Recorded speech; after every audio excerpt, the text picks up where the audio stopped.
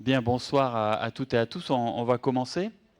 Donc, bienvenue dans le grand amphi du campus de Nouville pour ce nouveau numéro de Ciné-Débat Empreinte sur l'environnement qu'on est très content d'accueillir en partenariat avec Calédonia, le WWF et Blue Green Productions. Encore une belle réalisation, je suis sûr, par Elisabeth et ses équipes. Alors, à l'université, vous savez, on a vraiment plein de choses qui se passent en termes d'événements publics. Ce soir, par exemple, on a 3 amphis qui tournent en même temps, hein. Donc, il y a ici l'amphi 250, c'est de la chorale en chant kanak, hein, puisqu'on a bien sûr une filière langue et culture océanienne.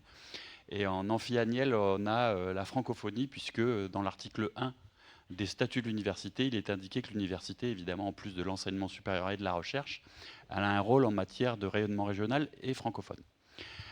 Donc voilà, je vous encourage, comme d'habitude, à regarder le site internet et les réseaux sociaux de l'université, puisqu'on a un gros programme en fin d'année sur des conférences. Par exemple, il y en a une qui me vient en tête tout de suite comme ça. Le 2 novembre, on a une conférence exceptionnelle d'astronomie avec un grand chercheur qui nous vient de Lyon. Et donc, ça sera, je pense, très intéressant. Et on a bien sûr la fête de la science qui arrive avec notamment la nuit de la science le 15 novembre prochain sur le campus. Voilà, donc vous êtes toujours les bienvenus pour tous ces événements publics et gratuits à l'université qui font partie un petit peu de notre mission de la vulgarisation scientifique et de la diffusion des connaissances scientifiques. Mais ce soir, ce sera sur les oiseaux marins, n'est-ce pas? C'est ça, Sylvian. Merci beaucoup. Alors, avant de développer le thème de ce soir, je voudrais juste vous rappeler que la soirée est filmée dans son intégralité et sera diffusée sur Calédonia le samedi 4 novembre à 10h. Puis ensuite, elle sera disponible en replay permanent sur le site de la chaîne calédonia.nc dans la rubrique Calédonia Conférence. Alors, pour terminer cette saison 4 et le 28e Ciné-Débat, déjà 28, nous avons relancé le duplex avec Baco, parce que nous avons un intervenant en province nord, mais je vous le présenterai ainsi que tous les intervenants qui sont ici à Nouméa avec moi après la projection. Donc voilà, alors on n'a pas beaucoup de monde, mais je crois que beaucoup de gens ont eu peur des conditions météo qui étaient annoncées dans le nord pour aujourd'hui, et puis finalement, fort heureusement, la météo n'est pas trop mauvaise. Voilà, exactement. Donc ce soir, les oiseaux marins, sentinelles des océans. Alors, comme vous le savez, nous sommes au début de la saison de nidification pour de nombreuses espèces d'oiseaux marins qui commencent à arriver dans les lagons. Vous le verrez ce soir au travers des images qu'on a pu tourner. Et donc, nous avons souhaité mettre à l'honneur ces animaux mal connus et pourtant extrêmement menacés à l'échelle mondiale. Alors, c'est pourtant des animaux qui sont extrêmement précieux pour l'équilibre des océans. D'ailleurs, on les appelle les sentinelles des océans. C'est pas pour rien, tout simplement parce que ce sont des bioindicateurs de leur état de santé. Alors, que nous révèlent-ils exactement? Quel est leur rôle écologique? Comment protéger les populations calédoniennes et surtout comment développer une indispensable cohabitation entre les humains et les oiseaux marins sur les îlots? Eh bien, c'est à toutes ces questions que nous allons répondre ce soir au travers du 26 minutes que vous allez voir, l'émission Empreinte, et ensuite au cours du débat avec nos scientifiques et nos experts. Donc, bon visionnage, et on se retrouve dans 26 minutes. Merci beaucoup.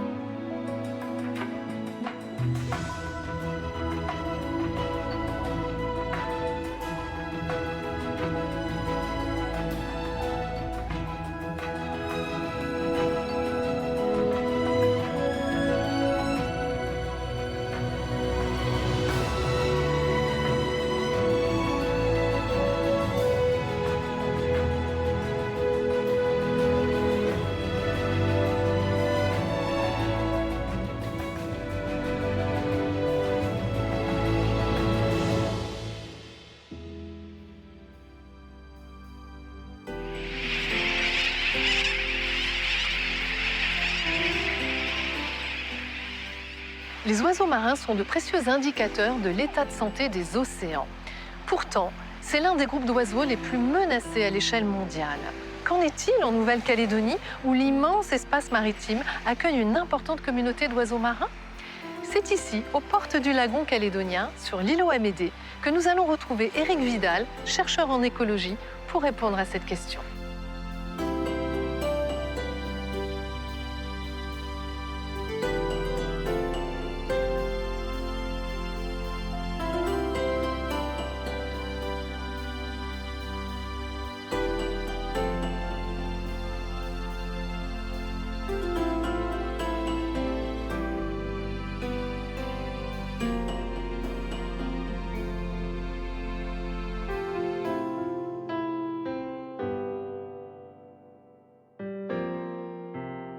Bonjour Éric. Bonjour Elisabeth. Alors on se trouve ici dans une zone de transition entre le lagon et le parc naturel de la mer de Corail, ce qui représente un espace maritime gigantesque où on trouve de nombreux oiseaux marins. J'aimerais savoir pourquoi est-ce qu'on dit que les oiseaux marins sont des sentinelles de l'océan? Alors peut-être d'abord définissons ce qu'on appelle un oiseau marin. Donc les oiseaux marins sont des oiseaux, mais ça ne correspond pas à un groupe biologique particulier. Ce sont juste un ensemble d'espèces d'oiseaux qui s'alimentent exclusivement ou quasi exclusivement en mer. Ce qui n'est pas si courant, puisque sur 11 000 espèces d'oiseaux qu'on trouve sur Terre, seuls 360 entrent dans cette catégorie dite des oiseaux marins. Et on les retrouve depuis les pôles, les milieux tempérés, jusqu'aux milieux tropicaux, donc sur l'ensemble des océans de la planète. Et combien on a d'espèces en Nouvelle-Calédonie? Alors en Nouvelle-Calédonie, on a environ 25 à 30 espèces qui se reproduisent, plus quelques dizaines d'espèces qui fréquentent de façon plus ou moins régulière l'espace maritime calédonien, mais sans s'y reproduire. Alors, quelles informations nous donnent les oiseaux marins sur l'état de santé des océans? Alors, sur le plan scientifique, les oiseaux marins sont considérés comme des super prédateurs marins, donc ils sont au sommet des chaînes alimentaires marines, et comme tous les super prédateurs marins, eh bien, ils nous renseignent sur ce qui se passe en dessous dans l'écosystème, notamment en termes de ressources alimentaires, donc de poissons, de calamars, etc., en termes de perturbations humaines, en termes de pollution, en termes de température d'eau. Donc, s'intéresser aux oiseaux marins, suivre leur population, c'est d'une certaine façon connaître indirectement l'état de l'écosystème marin calédonien. Oui, ce sont des bio-indicateurs. Ce sont des bio-indicateurs du milieu marin. On sait que les oiseaux marins sont relativement menacés à l'échelle mondiale. Alors, qu'en est-il des populations calédoniennes? Alors, à l'échelle mondiale, effectivement, les oiseaux marins, c'est un des groupes d'oiseaux les plus menacés de la planète pour différentes raisons. La principale raison, c'est que ce sont des oiseaux qui partagent leur temps de vie entre les milieux terrestres et les milieux marins. Et donc, ils sont sensibles à toutes les perturbations anthropiques qui touchent à la fois les parties terrestres, donc leur zone de reproduction, et les parties marines, leur zone d'alimentation. Ce qui fait que depuis quelques décennies, les populations d'oiseaux marins de la planète sont en train de s'effondrer doucement et petit à petit de se raréfier. Ce n'est pas du tout le cas en Nouvelle-Calédonie où pour l'instant ce qu'on constate c'est que les populations d'oiseaux marins semblent plutôt en bon état. Ça ne veut pas dire qu'elles ne subissent pas les pressions humaines, qu'il s'agisse des prédateurs introduits, du dérangement sur les îlots, du changement climatique ou d'autres menaces comme les contaminations, les pollutions, etc. Mais globalement, en Nouvelle-Calédonie, les populations d'oiseaux marins semblent se maintenir à un assez bon niveau de conservation. Et ça, c'est à la fois une chance, mais c'est aussi une responsabilité. Ça ne veut surtout pas dire qu'il ne faut rien faire. Ça veut dire d'une part qu'il faut conserver l'existant et d'autre part, on peut mener un certain nombre d'actions qui favorisent les populations d'oiseaux marins ou qui favorisent la cohabitation avec les activités humaines. Alors, qu'est-ce qui se passerait, Éric, si toutes les populations d'oiseaux marins s'effondraient? Alors les oiseaux marins jouent un rôle important dans l'écosystème marin et dans l'écosystème terrestre. Notamment, ce sont de grandes concentrations de biomasse et donc elles apportent par leur déjection, par le guano, elles apportent des ressources de nutriments, de l'azote, du phosphate qui permet à la végétation de s'établir sur les îlots. Sinon, la plupart des îlots ne posséderaient quasiment pas de végétation. Et également, on s'aperçoit, on étudie ça depuis quelques années maintenant, on s'aperçoit que les oiseaux marins, par leur déjection, alimentent également les récifs coralliens. Et les récifs coralliens qui sont en périphérie des grandes colonies d'oiseaux marins sont plus dynamiques, sont plus productives et fonctionnent un peu différemment finalement des récifs coralliens qui sont loin des oiseaux marins. Donc on parle d'ingénieurs écosystémiques, de fonctions écosystémiques jouées par les oiseaux marins tant à terre qu'en mer. D'accord, donc il y a un lien entre les oiseaux marins et le corail, c'est incroyable. Absolument, il y a un lien entre la terre et la mer, il y a un lien entre les oiseaux marins et l'écosystème corallien. Peu de gens le savent, mais c'est une des raisons supplémentaires, s'il en fallait, pour conserver ces populations en bon état de santé. Donc les îlots on retrouve partout dans le lagon, mais aussi dans le parc naturel de la mer de Corail, ce sont des zones refuge extrêmement précieuses pour les oiseaux marins. Le principal critère pour un oiseau marin pour choisir un site pour se reproduire, c'est d'y être tranquille. Donc c'est d'ailleurs une des raisons principales pour lesquelles les oiseaux marins à l'échelle planétaire ont tendance à perdre des populations, à se raréfier. C'est qu'il y a une concentration des activités humaines sur les littoraux et sur les milieux insulaires, et donc ils perdent ces zones de reproduction. En Nouvelle-Calédonie, on a environ 400 îlots, la moitié îlots coralliens, la moitié d'îles rocheuses, et on a une pression humaine qui est relativement faible, sauf à certains endroits, donc ce qui explique que les oiseaux marins trouvent encore des sites de reproduction avec une relative tranquillité. Mais c'est quelque chose qui est fragile. On a une augmentation des activités touristiques, on a une augmentation des activités récréatives, et donc les gestionnaires doivent participer à partager un petit peu l'espace entre les oiseaux marins, la biodiversité, et puis les activités humaines. Alors sur le phare Amédée, c'est ce qui est fait, puisque le phare Amédée a avant tout une vertu récréative, une fonction récréative. Il y a d'autres îlots qui sont entièrement mis en réserve, entièrement interdits d'accès, y compris dans le lagon, l'îlot Coco par exemple, à l'extrême sud du Grand Lagon Sud, qui est très riche en oiseaux marins, ou bien les îles plus éloignées, des archipels de Chesterfield ou d'Entrecasteaux, qui elles sont totalement interdites d'accès. On descend voir en bas comment ça se passe, allons voir tout de suite. en espérant qu'on va peut-être voir des oiseaux. Pourquoi pas. C'est le début de la saison, mais bon, qui sait.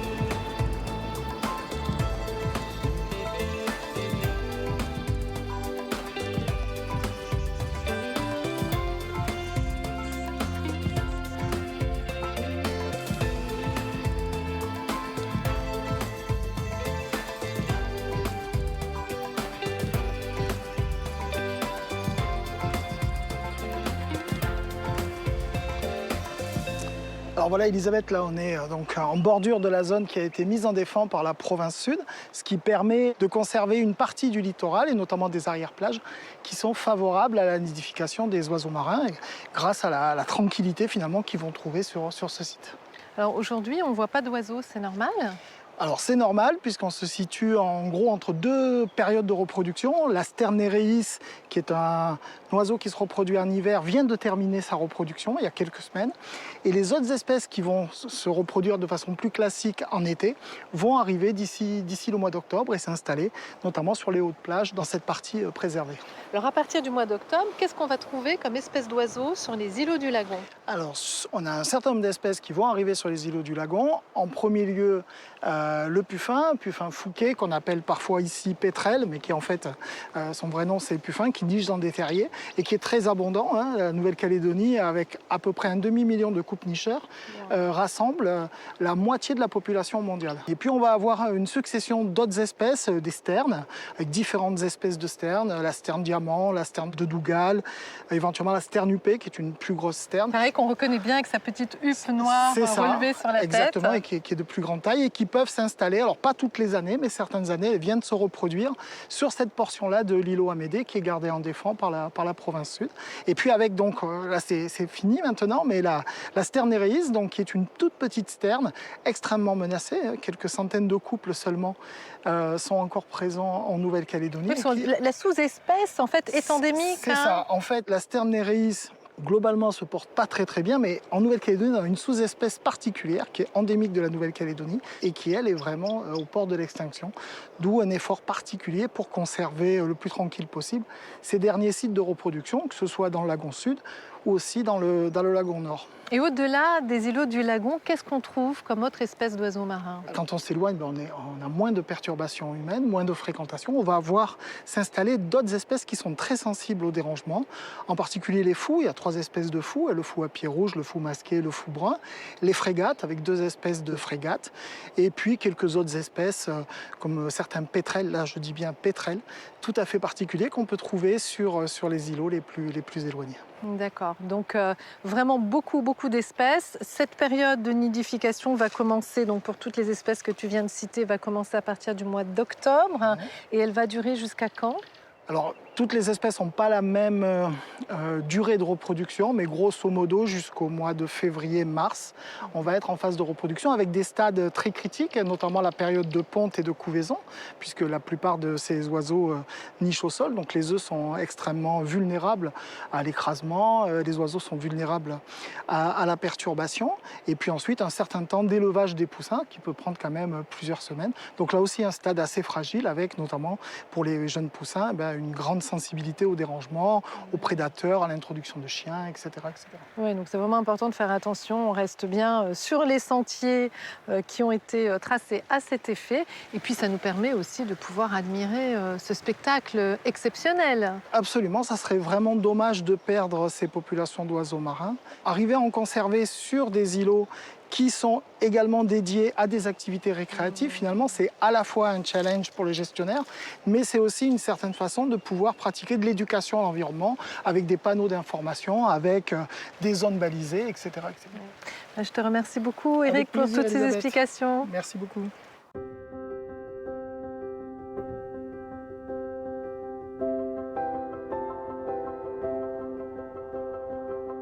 Les îlots qui entourent la grande terre de Nouvelle-Calédonie sont pour la plupart des formations coralliennes ou sableuses, très vulnérables aux aléas météo et au changement climatique. Or, ces îlots sont des zones d'accueil pour les populations d'oiseaux marins. Aussi est-il important d'agir pour leur préservation. C'est l'objectif d'un programme mené par la province Nord dans la région de Koumak. Je vous propose d'aller retrouver Malik Wedine et Mathieu Mativet à la marina de Pandop pour découvrir et participer à ce projet.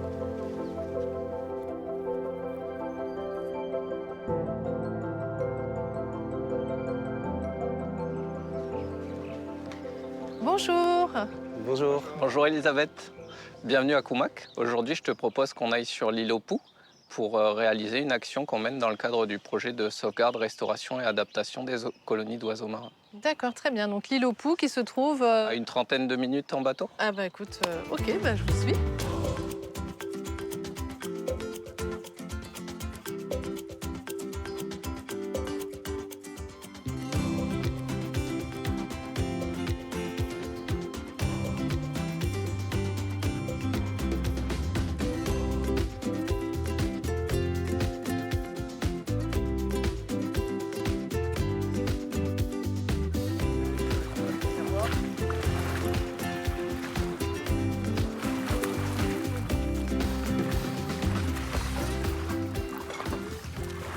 On a tout là, les mâts, les leurres et les miroirs. C'est bon, on peut commencer. C'est bon, ok. Et du coup, Elisabeth, on va aller voir s'il y a des oiseaux qui sont en reproduction ou si simplement les oiseaux qu'on voit, ils sont en reposoir au bord de mer.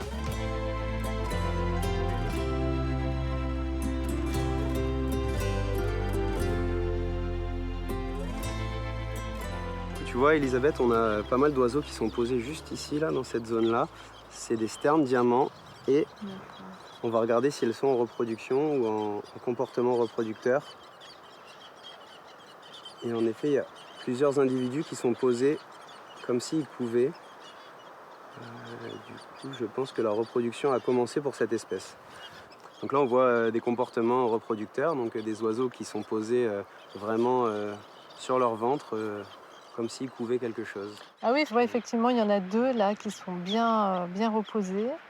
Voilà, et c'est cette forme qu'on reproduit pour les leurs. Okay. Ils seront couchés avec les ailes rentrées en position de couvert. Ça leur donne envie de nicher. Et c'est ça.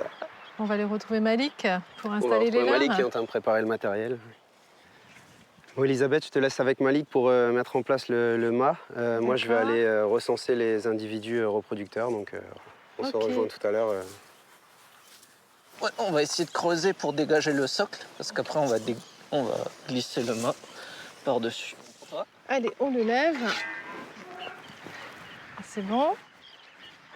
Et après, on a peut-être besoin, c'est un peu lourd quand même, hein? Oui. Donc le mât est levé. Donc ça y est, on ne peut plus débarquer sur l'île au Pou. C'est ça. On laisse les oiseaux tranquilles. Et donc là, on attend la fin de la reproduction pour pouvoir revenir sur cet îlot. D'accord. Et maintenant, nous, on va aller installer les leurs pour stimuler ou dynamiser cette population d'oiseaux?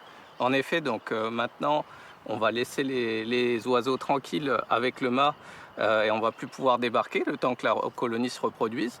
Et on va mettre en place un dispositif de leurre pour essayer de dynamiser la colonie qui est déjà en place et faire qu'il y ait un peu plus d'oiseaux qui se fixent et qui se reproduisent à cet endroit qui est maintenant sécurisé. Alors voilà les leurres. Voilà les fameux leurres et silhouettes artificielles donc de sterne diamant. Donc on en a une quinzaine à disposer aujourd'hui. On va en mettre 10 en couple, donc rapprochés comme vraiment ça, à proximité, comme tu l'avais fait, voilà, là, comme exactement ça. comme ça, bien fixé. Et on va en mettre 5 individuels sur une quinzaine de mètres. Il n'y a pas besoin de trop s'étaler. Le but c'est d'avoir vraiment cet effet colonie, cet effet de masse qui sera en plus accentué par les miroirs qu'on va disposer. D'accord.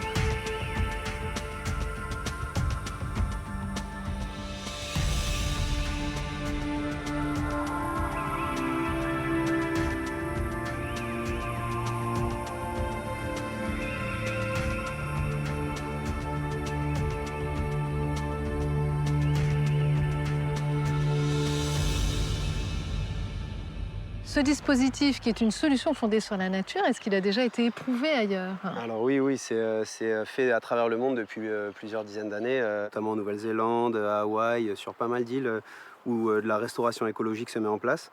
Donc oui, c'est des choses qui sont réalisées, qui fonctionnent bien pour différents types d'espèces, et notamment sur les sternes.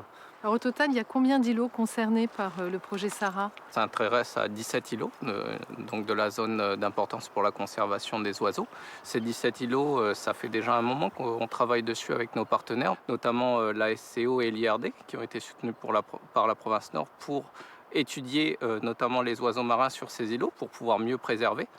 Il y a eu des travaux aussi qui ont été déjà mis en place sur notamment l'éradication des rongeurs. Le projet Sarah, il est porté par la province Nord, cofinancé par l'initiative Kiwa, en partenariat avec 2 associations, donc l'association Bird Conservation New Caledonia, dont fait partie Mathieu, mais également l'association Nihumwak Environnement. Et l'idée, c'est d'avoir quelque chose de participatif, comme par exemple aujourd'hui, où on a été transporté par l'association Eden Blue Caledonia, et sous la supervision scientifique de l'IRD. En dehors de la stimulation sociale, qu'est-ce qu'il y a d'autre comme action? On a une action de dératisation qui est la dératisation du dernier îlot sur lequel il y avait des rongeurs parmi ces 17 îlots, donc l'îlot de verre. Là, on va travailler aussi sur la lutte contre les figuiers de Barbarie, l'Opuntia, Une autre espèce pour envahissante. restaurer l'habitat et permettre aux colonies d'avoir plus d'habitat. Et on s'intéresse également, à, une fois qu'on a restauré cet habitat, à inviter donc ces colonies d'oiseaux marins à venir se reproduire sur des zones beaucoup plus favorables, avec aussi la gestion de fréquentation par l'EMA et des contrôles et des suivis par les gardes nature. Et le dernier point qui tient à cœur dans ce projet, l'autre mission de ce projet, c'est vraiment de former et de faire participer les gens. Donc dans ce cadre, il y aura des invitations à participation aux associations locales, mais également des formations pour les agents des autres collectivités et des associations qui souhaiteraient connaître comment utiliser ces solutions fondées sur la nature dans d'autres sites. Là, on a surtout parlé des actions sur les oiseaux. En quoi, finalement, ça participe à la préservation des îlots? Une colonie d'oiseaux en bonne santé sur un îlot va permettre d'avoir une bonne végétation, mais également des récifs coralliens vraiment préservés. Et tout ça donne un écosystème résilient. Et également, c'est important d'avoir les oiseaux marins pour nos pêcheurs. Ça va les guider en mer pour suivre les bancs de poissons ou pour connaître la météo à venir, par exemple. On va peut-être laisser ces petites sternes en plâtre attirer les autres, les vrais, et puis voir ce que ça donne.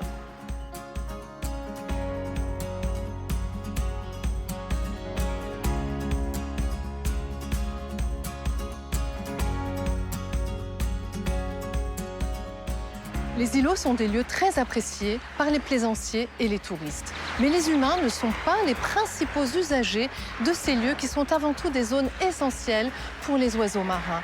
Alors comment développer une indispensable cohabitation entre les oiseaux et les humains? C'est à 15 km de Nouméa, sur l'île au Signal, un site privilégié pour la nidification de nombreuses espèces, que nous allons retrouver Hubert Géraud, notre expert du WWF, pour aborder ce sujet.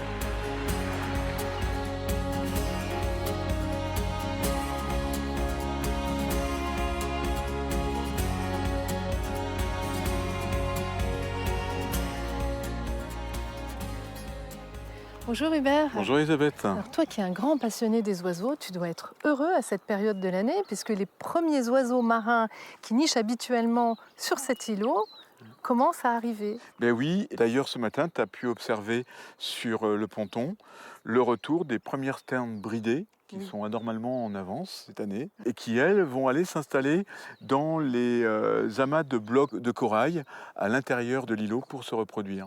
Bientôt, ils vont être rejoints par des milliers de couples de puffins fouquets ou puffins du Pacifique, qu'on appelle ici les pétrels, ces oiseaux bruns qui chantent comme des bébés, qui, eux, vont regagner l'intérieur de l'îlot, recreuser leur terrier pour pondre leur œuf. Ils vont être rejoints par quelques dizaines de pétrels à ailes noires, un peu plus petits, et quelques couples de pétrels de Tahiti très menacés et très discrets. On aura également sur le cordon corallien, le cordon de corail mort à l'autre bout de l'île, l'installation des sternes diamants, ces très jolies sternes très blanches. Oui, c'est celle qu'on a vue dans le nord, donc sur l'île aux Poux. Exactement, mais ici, elles ne sont pas encore de retour et elles nichent sur le corail mort. Et puis, on pourra également observer des sternes dougal, des sternupés, des nodis noirs et nodis bruns, mais qui, eux, seront au repos sur Signal, entre autres sur le ponton. Les sternes de dougal iront plutôt nicher sur un îlot qui n'est pas loin, l'îlot Goéland. Au cours des semaines à venir, ce sont des centaines de milliers d'oiseaux marins qui vont réinvestir le lagon calédonien pour une seule et unique raison, se reproduire et renouveler la population calédonienne. Donc les îlots du lagon vont redevenir un véritable paradis aux oiseaux pendant toute cette période de reproduction. Ah oui, c'est un paradis et en même temps, ces oiseaux marins, il ne faut pas oublier qu'ils vont revenir d'un voyage où ils ont exploité des millions de kilomètres carrés de mer. Et là, pour se concentrer en Calédonie sur quelques dizaines de kilomètres carrés pour se reproduire au sol. Par exemple, sur ces 13 hectares de l'îlot Signal. C'est donc un moment où ils sont extrêmement fragiles, très sensibles au dérangement, et du dérangement peut venir l'échec de la reproduction d'une année. Et alors, qu'est-ce qui est mis en place pour limiter le dérangement des oiseaux ? Eh bien, par exemple, sur l'îlot Signal, la province sud a mis en place des voies de circulation, c'est-à-dire des sentiers qui invitent les visiteurs naturellement à emprunter le même cheminement sur l'îlot et à laisser tranquilles les oiseaux autour. Ces sentiers, par endroits, sont même des plâtelages, donc surélevés avec des lattes de bois, qui permet de ne pas écraser les terriers de puffins dans le sable. Il y a également, tu peux voir autour de nous, des cordes et des clôtures en bois qui permettent de mettre en défense et la végétation pour la protéger du piétinement et de garantir aux oiseaux davantage de tranquillité. La preuve en est, là il y a un couple de balbuzards pêcheurs qui vient de finir sa reproduction. Ils ont élevé leurs deux jeunes à quelques mètres de nous en toute tranquillité. Et puis, on a eu récemment la mise en place de toilettes sèches sur l'îlot. Alors tu dis, mais quel rapport avec les oiseaux marins ? Eh bien, pendant des décennies, quand tu voulais faire la grosse commission sur l'îlot, eh bien, tu t'enfonçais dans la végétation pour te cacher du regard. Et malheureusement, les gens écrasaient les nids de puffins et donc enterraient vivants les œufs, les oisillons et les adultes. Donc ça, maintenant, c'est fini.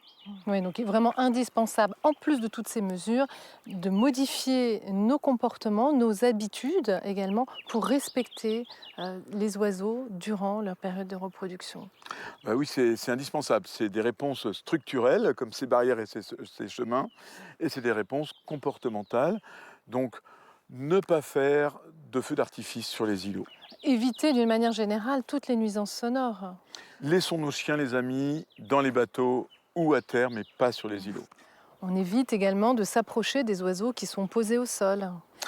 On ne nourrit pas les mouettes parce qu'elles sont des prédatrices des oisillons et des œufs de sterne et on augmenterait artificiellement leur population en les nourrissant. On fait attention aux terriers qui sont creusés dans le sol, on évite de s'en approcher, de les obstruer et même de planter sa tente juste au-dessus. Complètement. Et puis, n'oublions pas l'importance de réduire la pollution lumineuse sur la Grande Terre. Chaque année, les jeunes puffins et pétrels à l'envol sont perturbés la nuit à cause de nos lampadaires qui éclairent le ciel et finissent écrasés sur nos routes et nos rues. Tu as parlé des aménagements qui ont été mis en place pour accueillir les visiteurs sur l'îlot, comme les toilettes sèches, mais il y a également des farets qui ont été installés sur le bord de la plage. Oui, tout à On va fait. aller les voir. La province a donc aménagé l'îlot avec plusieurs farets pour les visiteurs. Mais quelle est la capacité d'accueil d'un îlot comme Signal? La seule chose que je peux te répondre, Elisabeth, c'est qu'il est définitivement pas fait pour le tourisme de masse. Parce que rappelons que c'est avant tout une aire marine protégée pour assurer la survie de ces oiseaux marins et donc leur tranquillité. Il n'y a pas que la fréquentation humaine des îlots qui représente une menace sur les oiseaux marins, il y a d'autres pressions également. Tu as complètement raison, il y a plein d'autres pressions sur nos oiseaux marins. Sur les îlots, énormément de problèmes d'invasion biologique, donc des introductions d'espèces, particulièrement les rats, les chats, qui vont causer des dégâts importants qui peuvent éradiquer des colonies d'oiseaux marins entières. Tu vas avoir les pollutions marines par le pétrole et les dégazages. Tu vas avoir également un énorme problème qui est la pollution plastique, qui est devenue le poison des océans. Il y a également les captures accidentelles dans les engins de pêche. C'est plus de 300 000 oiseaux marins chaque année, dont au moins 100 000 albatros dans les mers australes, pris dans les palangres. Et puis tu vas avoir le changement climatique qui va bouleverser la vie des océans et entraîner la submersion et la destruction de sites de reproduction d'oiseaux marins. Et sans oublier la surpêche des océans qui prive de leur nourriture les oiseaux marins. Oui, complètement. Alors, elle les prive directement en pêchant leur proie, mais également il y a un autre phénomène. Nos oiseaux marins, pour attraper leurs poissons, eh bien, se font aider par les gros poissons prédateurs, que sont les thons, les bonites, les carangues, qui vont remonter à la surface et coincer contre la surface les petits poissons fourrages, les prêtres, les sardines, et il les rend à ce moment-là accessibles pour nos oiseaux. On a une pêche responsable en Calédonie, mais quand on quitte nos eaux, il y a beaucoup de surpêche. Et si jamais on perd nos stocks de thon, par exemple, eh bien, on va avoir une partie de nos oiseaux marins qui auront beaucoup moins accès aux petits poissons, qui seront plus poussés par les thons vers la surface. Ça veut dire moins de succès dans leur effort de pêche, ça veut dire une moins bonne alimentation des jeunes et donc un échec dans la reproduction. Alors Hubert, en 70 ans, au niveau mondial, nous avons perdu 70% des populations d'oiseaux marins. Et aujourd'hui, 4 espèces sur 10 sont menacées de disparition et inscrites sur la liste rouge de l'Union internationale pour la conservation de la nature. Ces chiffres doivent vraiment nous alerter. En Nouvelle-Calédonie, nous avons la chance, dans notre lagon, mais aussi dans notre parc naturel de la mer de Corail, d'avoir des populations d'oiseaux marins exceptionnelles et en nombre. Et de ce fait, eh bien, nous devons accepter de partager ces espaces que sont les îlots avec ces oiseaux pour leur assurer de la tranquillité pendant leur période de reproduction. Merci Hubert. Merci Elisabeth.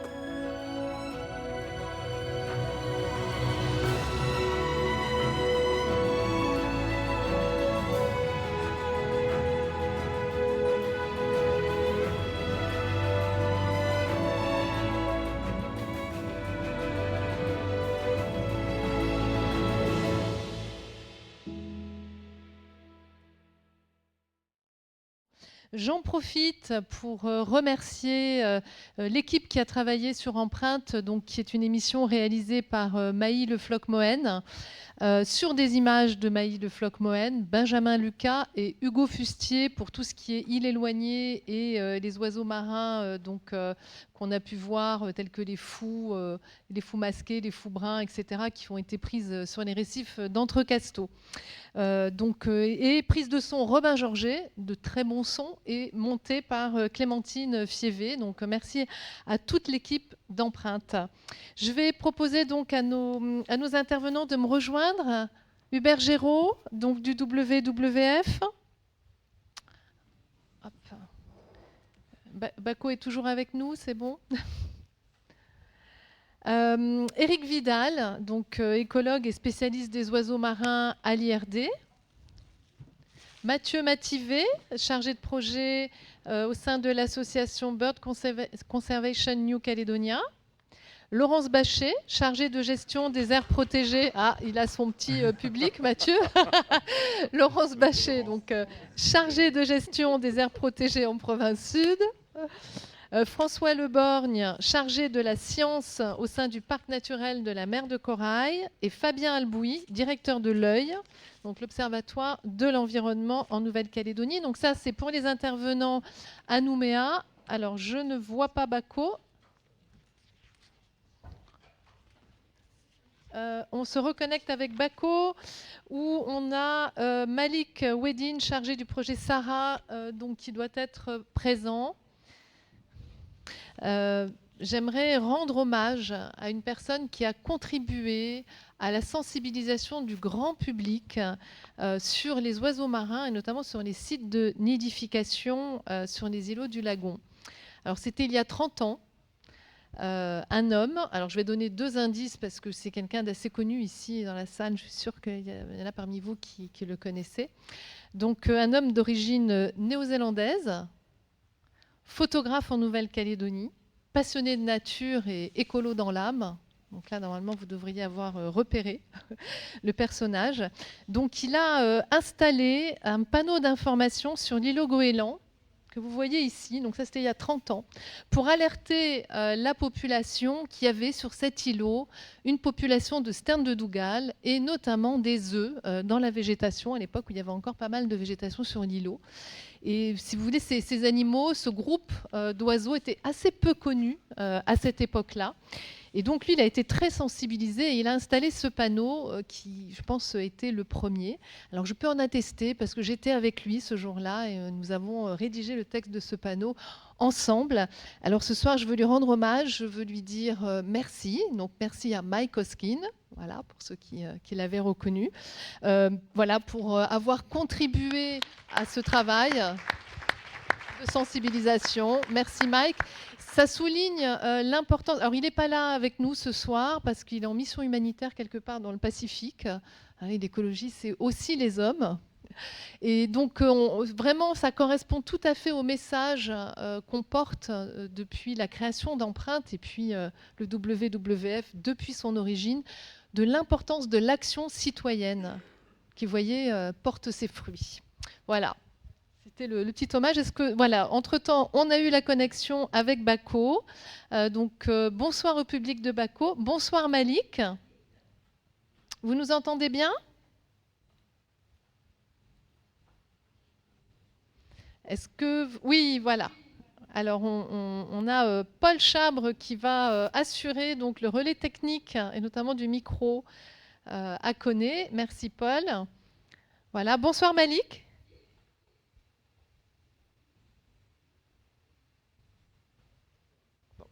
En attendant que ça se règle... Eh bien non, justement. C'est bon ? Ah ok, super. Donc on va démarrer avant de vous offrir la parole pour poser vos questions. Moi, vous savez que j'en prépare toujours quelques-unes. Donc pour commencer, on va parler de la science avec toi, Eric. Alors j'aimerais savoir quelles recherches sont réalisées sur les oiseaux marins en Nouvelle-Calédonie, comment elles sont menées et quelles sont les difficultés de conduire des missions sur ces colonies d'oiseaux. On l'a vu, hein, elles peuvent être devant chez nous, à l'îlot Goéland, à l'îlot Signal, mais aussi très très loin dans le parc naturel de la mer de Corail. Ouais, allumez les micros. Merci Elisabeth, bonsoir à tous.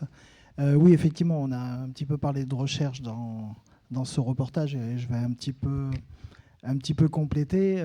Donc en fait, il y a un certain nombre de programmes de recherche qui sont conduits actuellement sur les principaux domaines qui concernent les oiseaux marins et ces programmes de recherche se placent quand même dans un historique.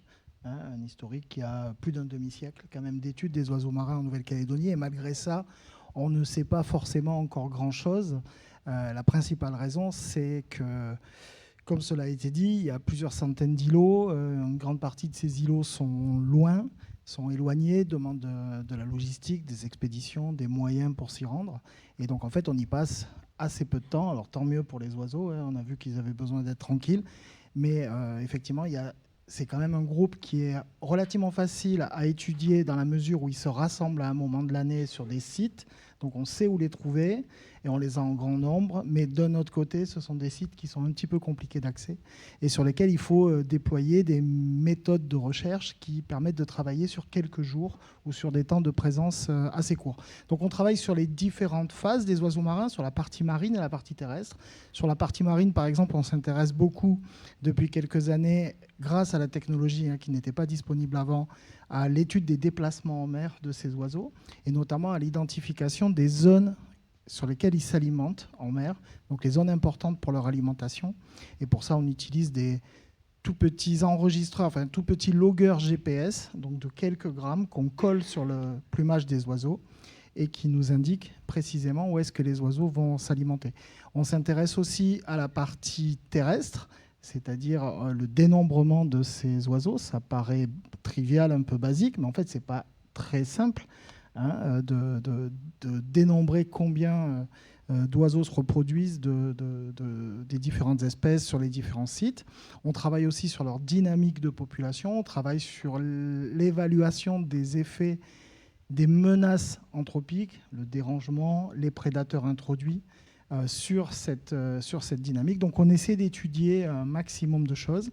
Il y a des domaines où on est maintenant relativement bien au fait des réalités, en particulier la distribution et les effectifs, pas pour toutes les espèces, mais on a une vision assez claire. Il y a des domaines qui sont en cours d'investigation, les déplacements en mer, on a commencé, mais il y a encore pas mal de travail à faire. Et puis il y a des domaines émergents. Hubert a évoqué tout à l'heure la consommation de plastique. Donc on a commencé à travailler sur l'ingestion de plastique par les oiseaux marins. Je pourrais en dire un mot tout à l'heure s'il faut. Et puis il y a d'autres menaces émergentes.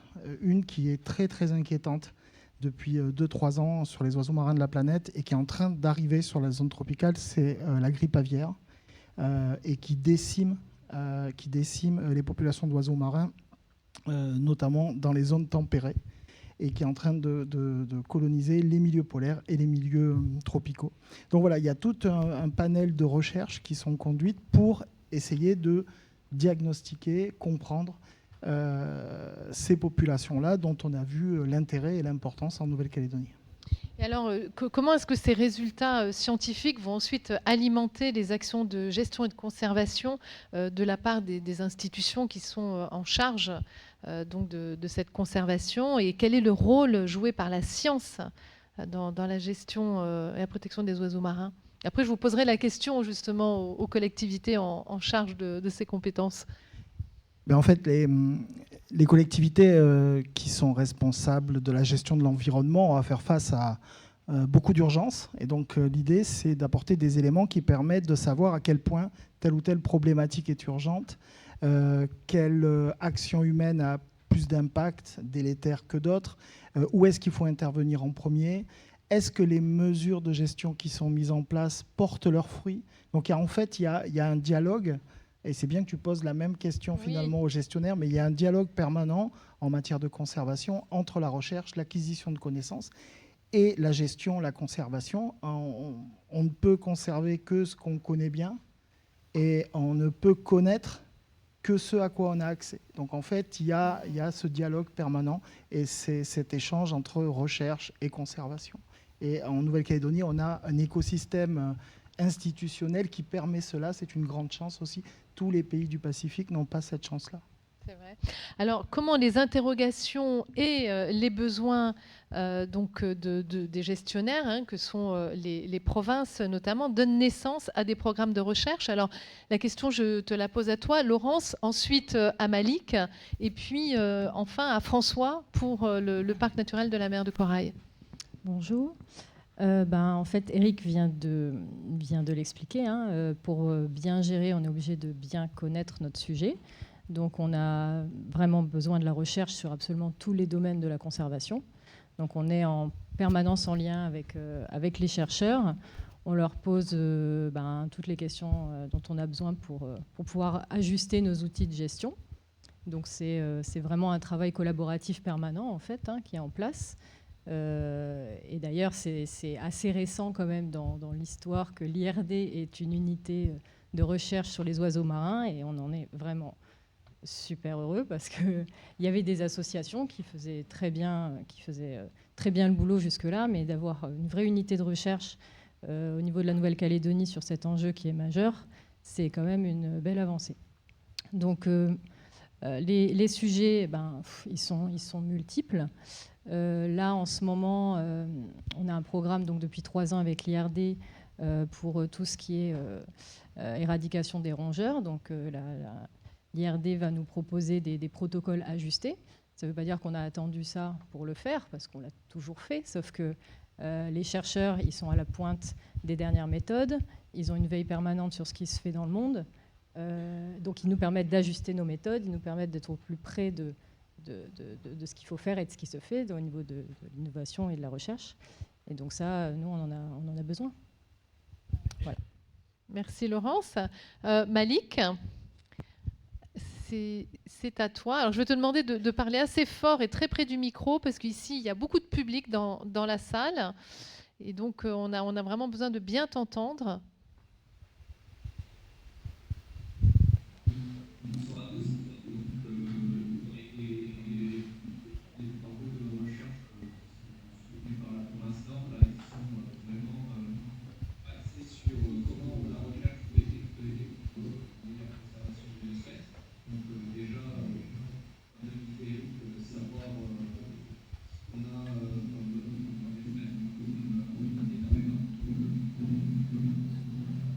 Ah, je suis désolée, Malik, le son est très très mauvais. Il doit y avoir un lutin, je pense, dans l'ordinateur. Alors maintenant, passons au parc naturel de la mer de Corail, donc, qui abrite de nombreuses espèces d'oiseaux marins. François. Alors, il faut allumer le micro. Donc le parc de la mer de Corail, oui, c'est un immense espace de 2,5 fois la France en superficie, avec 2 principales zones où nichent les oiseaux. Entrecasteaux, au nord de la Calédonie, et Chesterfield. Chesterfield qui a la chance d'être à 875 km de Nouméa, donc relativement isolé, ce qui fait qu'il y a relativement peu de fréquentation. C'est la chance qu'on a dans le parc, c'est qu'on a des îlots finalement très isolés, avec peu de fréquentation, donc pas forcément les mêmes problématiques que dans les îlots qui sont à proximité de Nouméa. Cela dit, on se pose quand même pas mal de questions sur comment évoluent ces populations-là, quelles sont les menaces.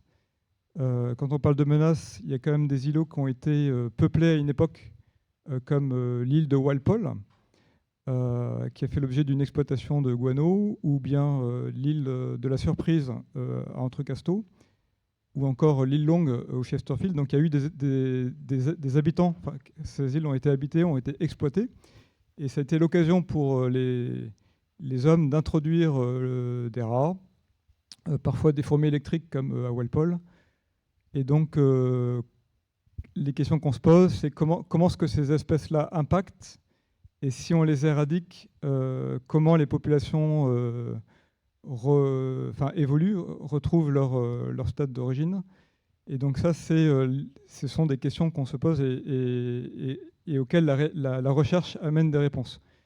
Donc on a par exemple une opération d'éradication qui a été réalisée à l'île de la Surprise, et au début des années 2000, qui a montré qu'au bout de quelques années, les populations reprennent, il y a des espèces qu'on ne voyait plus qui reviennent, et donc ça donne des bons arguments pour faire la même chose ailleurs.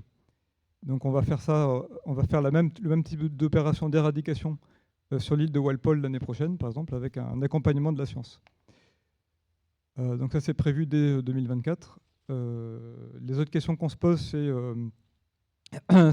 ce que disait Eric, c'est étudier les traits de vie des espèces, parce que comme il le rappelait, on peut mieux protéger si on connaît bien les espèces. Donc on suit par exemple l'impact. Il y a des études qui ont été lancées pour suivre les zones de pour étudier les zones de nourrissage des oiseaux. Donc il y a une étude de ravage qui a été menée à la fin des années 2010 dans le parc, qui a montré que par exemple le nord du parc, c'est à la frontière des îles Salomon, c'est une zone de nourrissage importante pour au moins 4 espèces. Donc du coup, quand on a décidé d'augmenter la surface du parc qui a été mise en réserve, on a inclus cette zone-là dans les nouvelles réserves, voilà, pour protéger ces zones de nourrissage. Donc voilà typiquement le type de réponse que peut amener aussi la science. Merci François. Alors Hubert, tu en as parlé dans l'émission, mais chaque année, plusieurs dizaines de pétrels, oui, voire même centaines de pétrels donc, viennent s'échouer sur le littoral donc de la Grande Terre, souvent désorientés par les lumières artificielles. Alors, en 2023, l'œil a réalisé une étude sur les effets de la pollution lumineuse avec un volet spécifique sur les échouages d'oiseaux marins. Que révèle ce chapitre de l'étude, Fabien ? Oui, bonsoir à tous. Donc, en fait, l'œil s'est intéressé à caractériser déjà la pression qui concerne la pollution lumineuse. Ça n'avait pas été fait en Calédonie, donc on l'a fait à l'aide d'images satellites. Et finalement, donc, on a pu montrer sans grande surprise que le Grand Nouméa était spécialement une zone sur laquelle on avait une pression liée à la pollution lumineuse importante, mais aussi donc le Grand Sud avec le complexe industriel et minier du Grand Sud et celui du Nord. En fait, la particularité, c'est que ces espaces sont en bord de littoral, en bord de mer, et avec des niveaux d'éclairage qui peuvent effectivement impacter les oiseaux marins.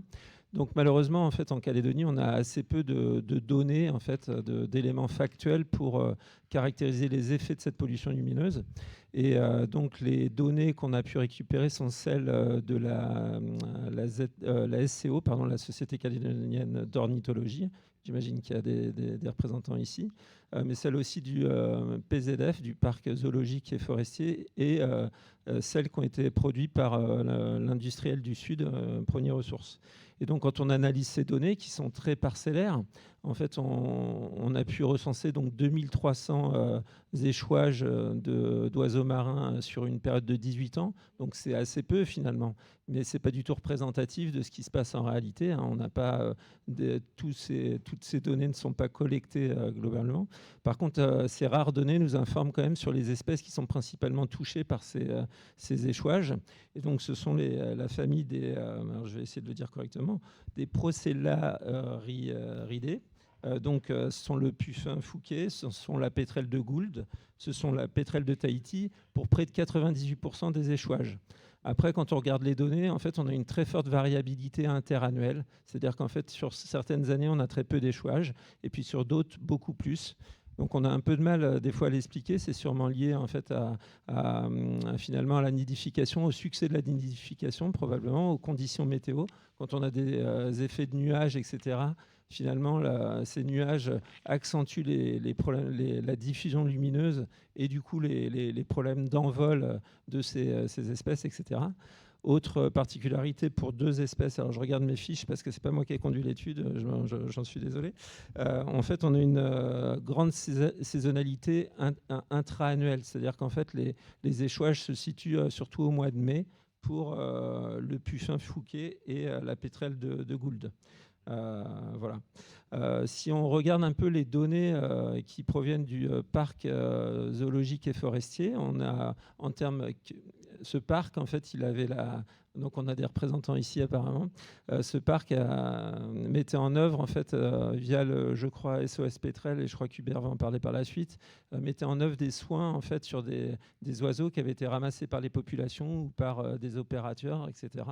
Et on a près de 2/3 des oiseaux, en fait, qui relâchés survivent, en fait, après relâchage. Donc, c'est quand même assez positif. Donc voilà, ça fait un lien directement avec l'intervention d'Hubert, je crois. Merci. Oui, alors moi j'ai vu que dans la salle, il y avait la directrice du parc forestier qui voulait être tranquille ce soir, mais je pense qu'elle est complètement légitime à nous éclairer davantage parce que l'équipe du parc fait un super boulot en lien avec l'opération SOS Pétrel qui a été montée par la SCO en 2007 ou 2008. Et vous participez largement à sauver une partie de ces oiseaux. Donc si vous pouvez en dire un mot, puis passer le numéro de téléphone pour que l'année prochaine, les gens qui sont dans la salle, qui ont envie d'y contribuer, on n'est pas là que pour apprendre, on est là aussi pour agir, eh bien, puissent vous apporter ces oiseaux récupérés. On va vous apporter un micro, si vous pouvez juste lever la main pour que la jeune femme puisse vous identifier et vous donner le micro. Voilà. Désolé, tu me pardonneras, hein, mais là, tu n'étais pas cagoulé.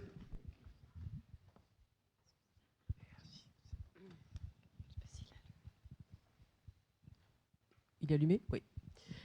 Donc, bonjour, donc, je suis bien responsable du parc provincial zoologique et forestier. Nous recueillons chaque année à peu près 200 animaux sauvages, donc une grande partie d'oiseaux marins. Donc je rejoins mon collègue sur le fait qu'on reçoit essentiellement des puffins fouquets, en majeure partie. Ensuite, des pétrels de Gould et enfin des pétrels de Tahiti. Après, on reçoit d'autres espèces comme les nodis, les sternes. Et les fous maintenant, parce que depuis quelques années on récupère beaucoup de fous, fous masqués, fous à pieds rouges ou fous bruns. Depuis 2010, sur les informations que nous avons pu récolter, nous avons recueilli à peu près plus de 800 oiseaux et notre pourcentage de relâché est en moyenne de 70% à l'année. Pour les 30% restants, ça reste des oiseaux qui, bon, forcément, quand ils arrivent au parc, ils n'ont pas forcément bon état. Donc tout ce qui est fracture des ailes, des pattes, on ne peut rien faire, puisque c'est des oiseaux qui ne supportent pas la captivité. Donc on a 5 à 6 jours pour pouvoir faire quelque chose. Donc en général, les fractures des ailes et des pattes, ça ne se règle pas en 2 minutes. C'est 15 jours pour être soudé et des mois de rééducation.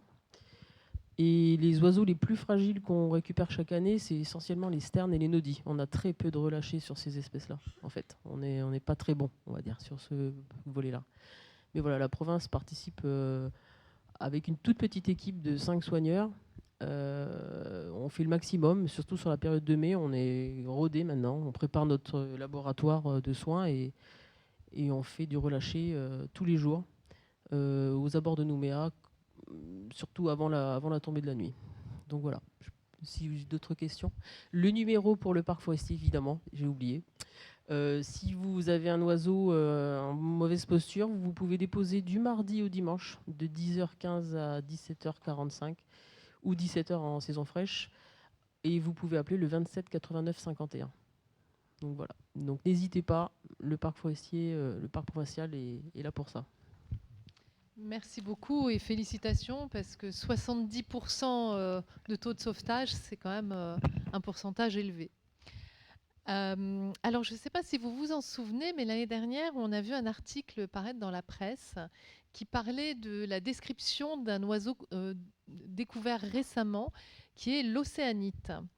Et l'association Bird Conservation New Caledonia, parmi les actions que vous menez, il en est une qui consiste à étudier l'écologie de cet oiseau. Mathieu. Oui, alors bonsoir à tous. Effectivement, je vais vous présenter l'association rapidement avant de parler du pétrel tempête calédonien. L'association Bird Conservation New Caledonia, vous la connaissez peut-être pas parce qu'elle est assez récente, elle date de 2021 et elle a pour objectif principal d'améliorer le statut de conservation des oiseaux en Nouvelle-Calédonie. Pour l'instant, on travaille principalement sur les oiseaux marins. Et on monte pas mal d'actions et de projets avec différents partenaires qui sont présents ce soir. Beaucoup avec des instituts de recherche pour avoir vraiment des actions avec des protocoles basés sur la science. Donc des actions et des protocoles vraiment éprouvés et à jour. Avec bien sûr les provinces qui sont gestionnaires de l'environnement et avec d'autres associations et organisations internationales. Donc on monte des projets autour de 3 axes. De l'acquisition de connaissances qu'on fait sur différents types d'habitats, sur la Grande Terre, sur les îlots du Lagon dans le domaine provincial et bien sûr sur les îles éloignées dans le parc naturel de la mer de Corail. On réalise également de l'identification et de la lutte contre les menaces qui pèsent sur les oiseaux marins et principalement sur les prédateurs introduits. Donc comme l'a dit Hubert dans le film, les prédateurs introduits, et notamment le chat-arrêt et les rongeurs, ont des impacts importants sur les populations d'oiseaux. Donc nous, on essaye de mettre des projets en partenariat avec tout le monde, bien sûr, sur ce type d'espèces. Et enfin, le dernier volet, c'est, comme vous l'avez vu dans le film, des actions de restauration écologique, de dynamisation des colonies et d'attraction sociale des oiseaux. Donc, on l'a vu dans le film avec ces silhouettes artificielles qui permettent de dynamiser des colonies de sternes sur des îlots. Et on fait également des colonies artificielles qui visent du coup un peu plus les pétrels, donc le pétrel de Tahiti par exemple, le pétrel de Gould. Et on réalise de l'attraction sonore pour du coup attirer ces oiseaux-là sur des sites qu'on a identifiés et qui possèdent des conditions favorables à leur reproduction.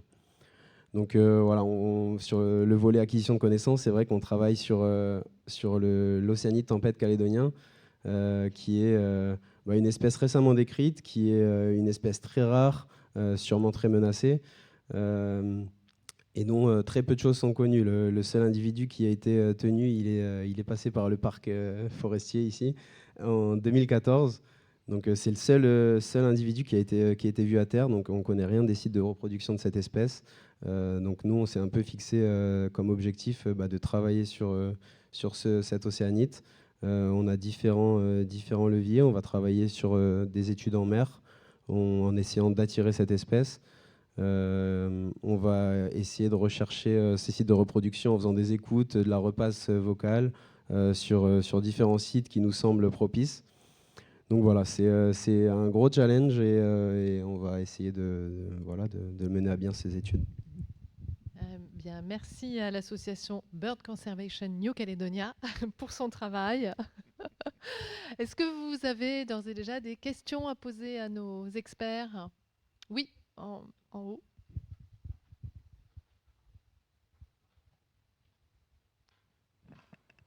Bonsoir.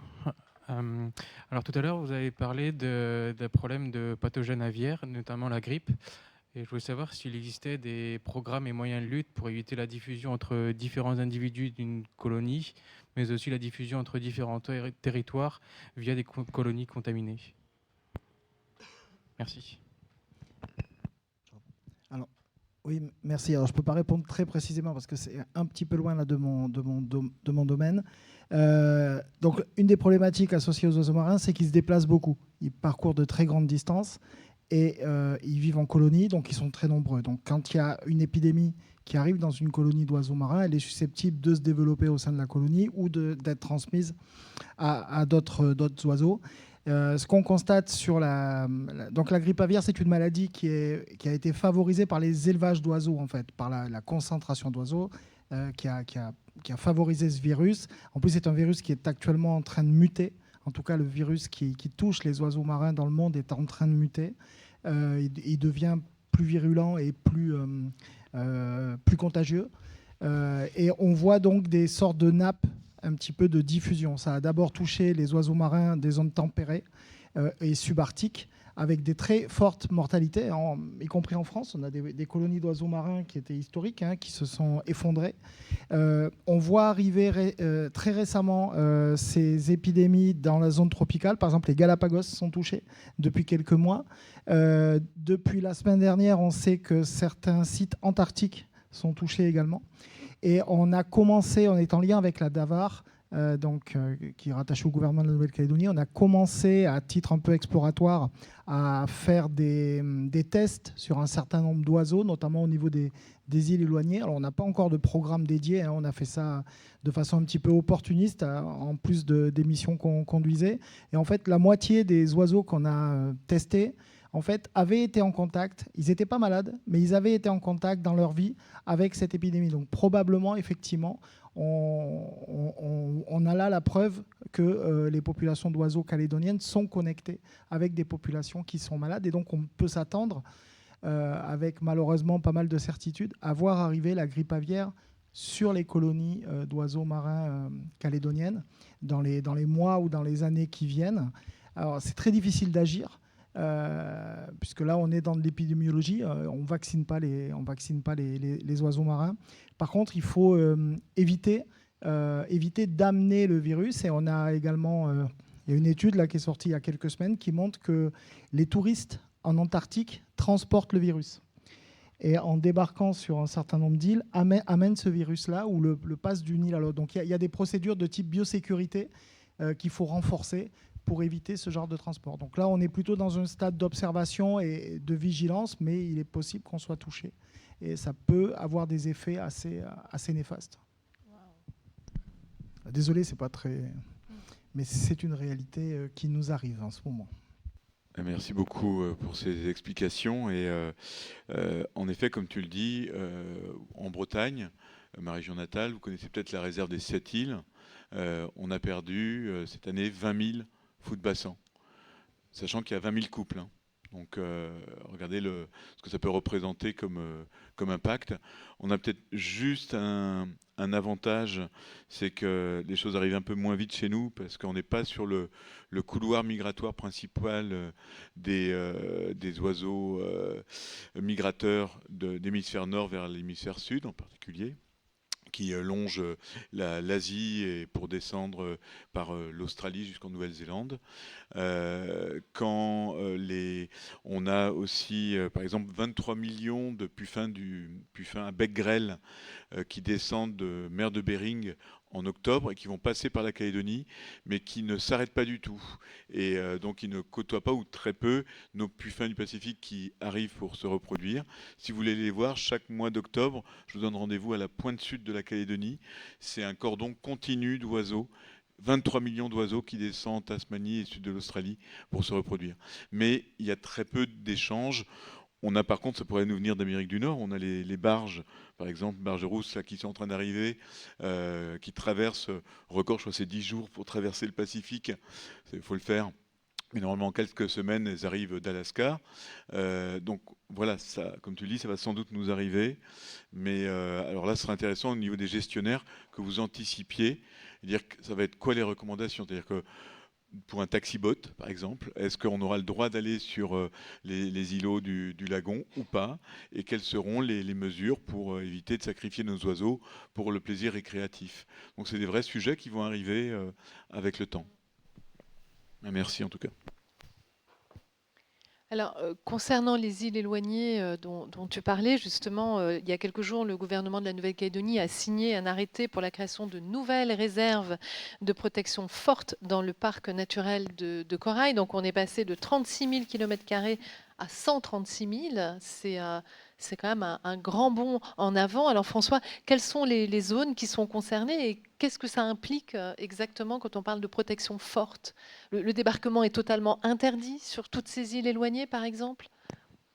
Alors, il y a effectivement eu un projet d'extension des réserves à la fois donc spatialement, donc une extension spatiale des réserves et aussi un renforcement du niveau de protection de certaines réserves existantes.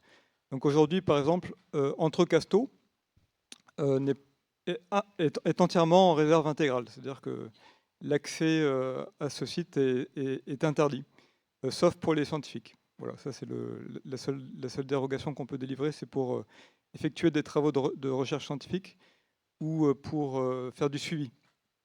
L'autre site qui a été passé en réserve intégrale, c'est Bellona, donc le site de Bellona qui se trouve au sud des Chesterfield. Lui est passé intégralement en réserve intégrale. Et puis il y a eu la création de nouvelles réserves, comme celle que j'ai citée tout à l'heure, qui se trouve au nord de du parc, qui s'appelle la réserve Reed d'Entrecasteaux, c'est juste de l'océan, il n'y a pas d'îlot. Hein. Il y a la Reed de Norfolk également, au sud de la Calédonie, qui permet de relier le Grand Lagon Sud à la réserve australienne de Norfolk. C'est-à-dire qu'on a un continuum de réserves. Donc là, en l'occurrence, ce sont des réserves qu'on appelle de niveau 2, au sens de l'UICN. Alors niveau 2, ça correspond au niveau réserve naturelle ici, c'est-à-dire qu'on a le droit d'accéder à condition d'avoir une autorisation. Donc ce n'est pas interdit à la fréquentation, mais c'est soumis à autorisation. Donc là, on a un grand couloir qui permet de protéger notamment les cétacés. Également a été mis en réserve le banc Capel, qui est donc ce ne sont pas des récifs qui émergent, ce sont des récifs qui n'affleurent pas, qui sont sur des monts sous-marins. Et donc ça, c'est dans le sud-ouest de la Nouvelle-Calédonie. L'île de Walpole, qui n'était pas en réserve, est passée en réserve naturelle. Et il y a également une réserve qui a été créée sur ce qu'on appelle le bassin de Fairway, qui est en fait située sur une zone importante pour la conservation des oiseaux. Il y en a 7 dans le parc. Il y en a 5 qui ont été concernés par des créations de réserve, dont celle-là qui est immense. C'est une zone importante qui est à cheval entre l'Australie, les eaux internationales et la Nouvelle-Calédonie. Donc une partie de cette zone-là, une partie de la partie calédonienne a été mise en réserve. Voilà, pour notamment protéger des zones de nourrissage d'oiseaux. Je crois que j'ai tout dit pour les mises en réserve. Donc le but initial, c'était la protection des monts sous-marins. Mais on en a profité pour intégrer d'autres enjeux, comme les zones de nourrissage d'oiseaux ou même le renforcement de la protection existante. Alors il faut savoir qu'on a multiplié par 4 la surface de réserve à l'échelle de la Calédonie. Aujourd'hui, il y a l'équivalent d'un quart de la France qui est en réserve, en fait, soit intégrale, soit naturelle, dans le parc. Moi, je voudrais vous raconter 2 petites histoires très courtes pour pouvoir poser une question à Eric.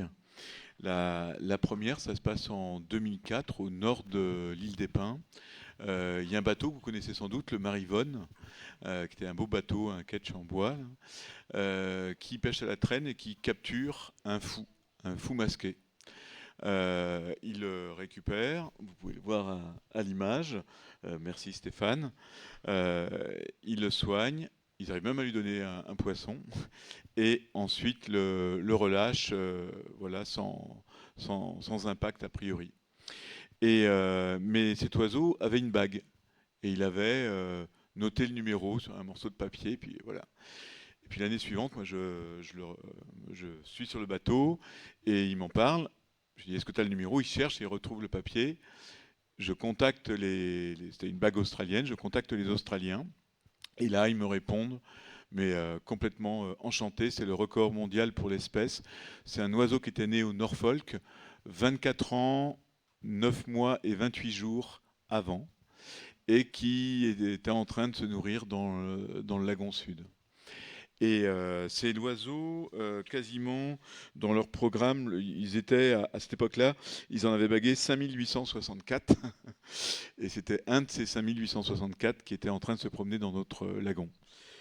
Ça, c'était la première histoire. La deuxième, si je retrouve, en tout cas, c'était concernant, c'était à Goéland. Je vais faire des photos d'oiseaux et j'accompagnais la province sud à l'époque pour faire les comptages de la colonie. Et je vois un oiseau avec une bague, je mitraille et je renvoie pareil à des scientifiques la photo. Et c'était donc, alors on n'a pas le numéro, c'est juste le code couleur, ça veut bien dire que c'est un code australien, cette couleur, blanc et rouge.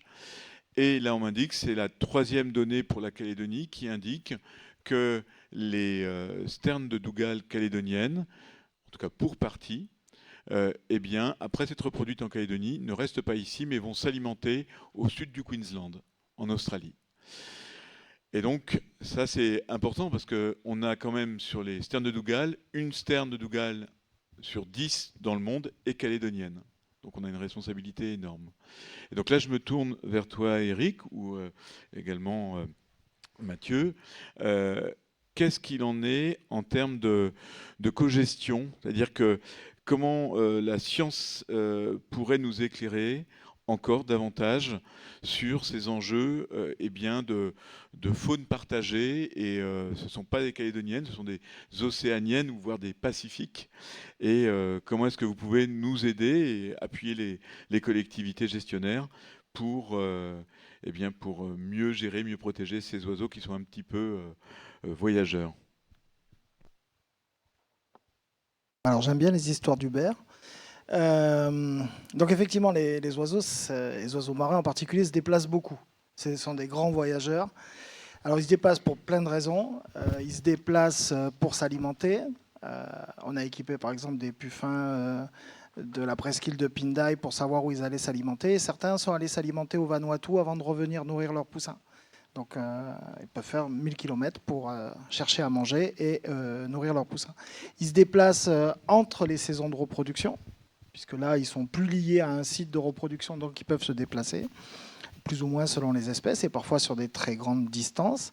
Et puis, ils se déplacent aussi dans leur stade juvénile, puisque entre l'envol du poussin et le moment où il devient reproducteur, il peut se passer plusieurs années. Et donc, ils ont toute une phase d'ératisme, où on peut effectivement les voir faire de grandes distances. Et donc, les oiseaux marins, c'est une sorte de bien commun de l'océan, hein, mais c'est aussi le cas des thons, c'est aussi le cas des tortues, beaucoup de grands animaux, ce qu'on appelle la mégafaune marine, qui se déplacent beaucoup. Et donc, effectivement, leur gestion, leur conservation, elle peut être abordée à une échelle locale, une île, à une échelle territoriale, le lagon sud, mais elle peut aussi être abordée à des échelles beaucoup plus vastes. Et au niveau de la recherche scientifique, c'est un travail qu'on a l'habitude de faire, puisqu'on travaille en réseau. La recherche scientifique met à disposition ces données à l'ensemble de la communauté scientifique qui sont utilisées. Et donc, effectivement, il y a les données qu'on acquiert localement, elles sont exploitées dans le cadre d'articles scientifiques, mais elles sont aussi versées dans des banques de données internationales de déplacement, des banques de données internationales sur le recensement, et en particulier au niveau de la mer de corail. Il y a une partie calédonienne, mais il y a une partie australienne. Actuellement, il y a toute une dynamique internationale entre la Calédonie, la France, l'Australie et puis d'autres pays pour identifier les déplacements et les échanges d'oiseaux. Alors on peut le faire avec des bagues, on peut le faire avec des petits loggers GPS, et puis on peut le faire aussi avec de la génétique. C'est très pratique la génétique, les flux, ce qu'on appelle les flux de gènes. On fait une petite prise de sang, on analyse ça et on sait à quel point une colonie est connectée avec une autre. Et donc vous avez certaines colonies en fait qui sont où les oiseaux viennent systématiquement se reproduire au même endroit. Donc là, ça nécessite une gestion locale. Et puis vous avez d'autres espèces ou d'autres colonies qui sont connectées entre elles. Et donc là, forcément, ça nécessite une gestion régionale à beaucoup plus large échelle géographique. Et en fait, les oiseaux marins, ils s'affranchissent complètement des barrières administratives. C'est une sorte de bien commun international. Et pour ça, effectivement, c'est souvent des symboles de coopération scientifique, de coopération entre États, et de façon à avoir une gestion concertée qui ait du sens à l'échelle de leur déplacement, qui peut être absolument gigantesque. Et moi, pour te répondre rapidement sur la coopération régionale et toujours sur le mystérieux Océanie Tempête de Nouvelle-Calédonie, on ne part pas de zéro parce qu'on travaille beaucoup avec des chercheurs néo-zélandais qui, eux, il y a une bonne dizaine d'années, a eu la même problématique avec l'Océanie Tempête de Nouvelle-Zélande. Donc des observations en mer, les sites de nidification qui n'étaient pas connus. Et ils ont mis une dizaine d'années pour vraiment découvrir ces sites de nidification et maintenant protéger l'espèce. Donc ils nous aident beaucoup voilà, au niveau des protocoles, des manips et des actions à réaliser. Donc voilà, c'est un autre exemple de coopération qu'on a avec la Nouvelle-Zélande sur cette espèce. Si j'en profite juste pour dire un mot pour illustrer cette coopération, notamment dans le Pacifique.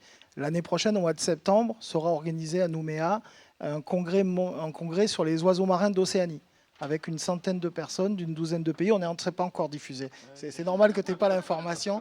Ça va être diffusé dans quelques... On l'a en avant-première, voilà, alors l'information. Là. Ne filmez pas. Mais donc, effectivement, ça va être une occasion pour les chercheurs, mais aussi les gestionnaires, les associations de protection de la nature qui travaillent sur la conservation ou la connaissance des oiseaux marins en Océanie, de se retrouver pour la première fois, ça n'a jamais eu lieu, et d'échanger, un partage d'expériences, des ateliers, toute une série de choses pour faciliter et accélérer encore la mise en réseau. Voilà. Un bel événement en perspective.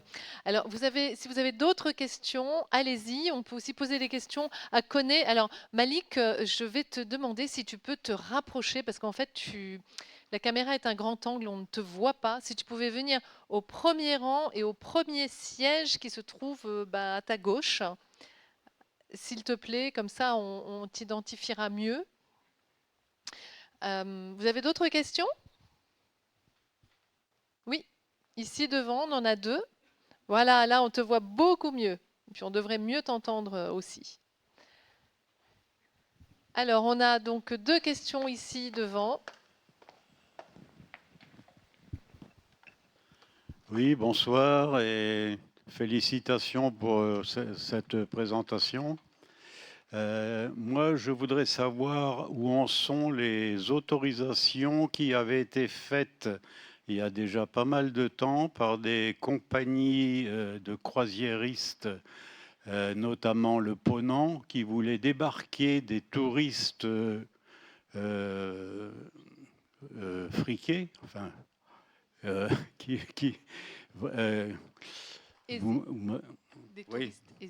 voulaient, oui, voilà, fortunés, voilà, qui voulaient débarquer des touristes fortunés, principalement sur les îlots du Nord. Hein. C'était un projet sur les îles Chesterfield, il me semble.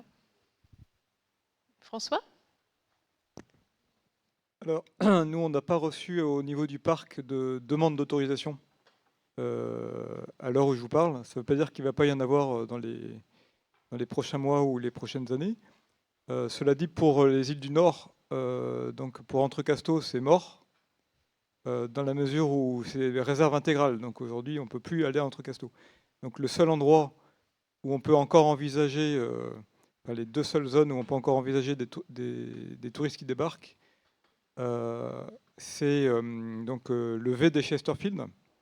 Donc il y a quelques îlots qui ne sont pas dans ce V des Chesterfield. La majorité des îlots sont déjà en réserve intégrale, mais il en reste quelques-uns qui ne sont pas en réserve intégrale, donc qui pourraient être ouverts.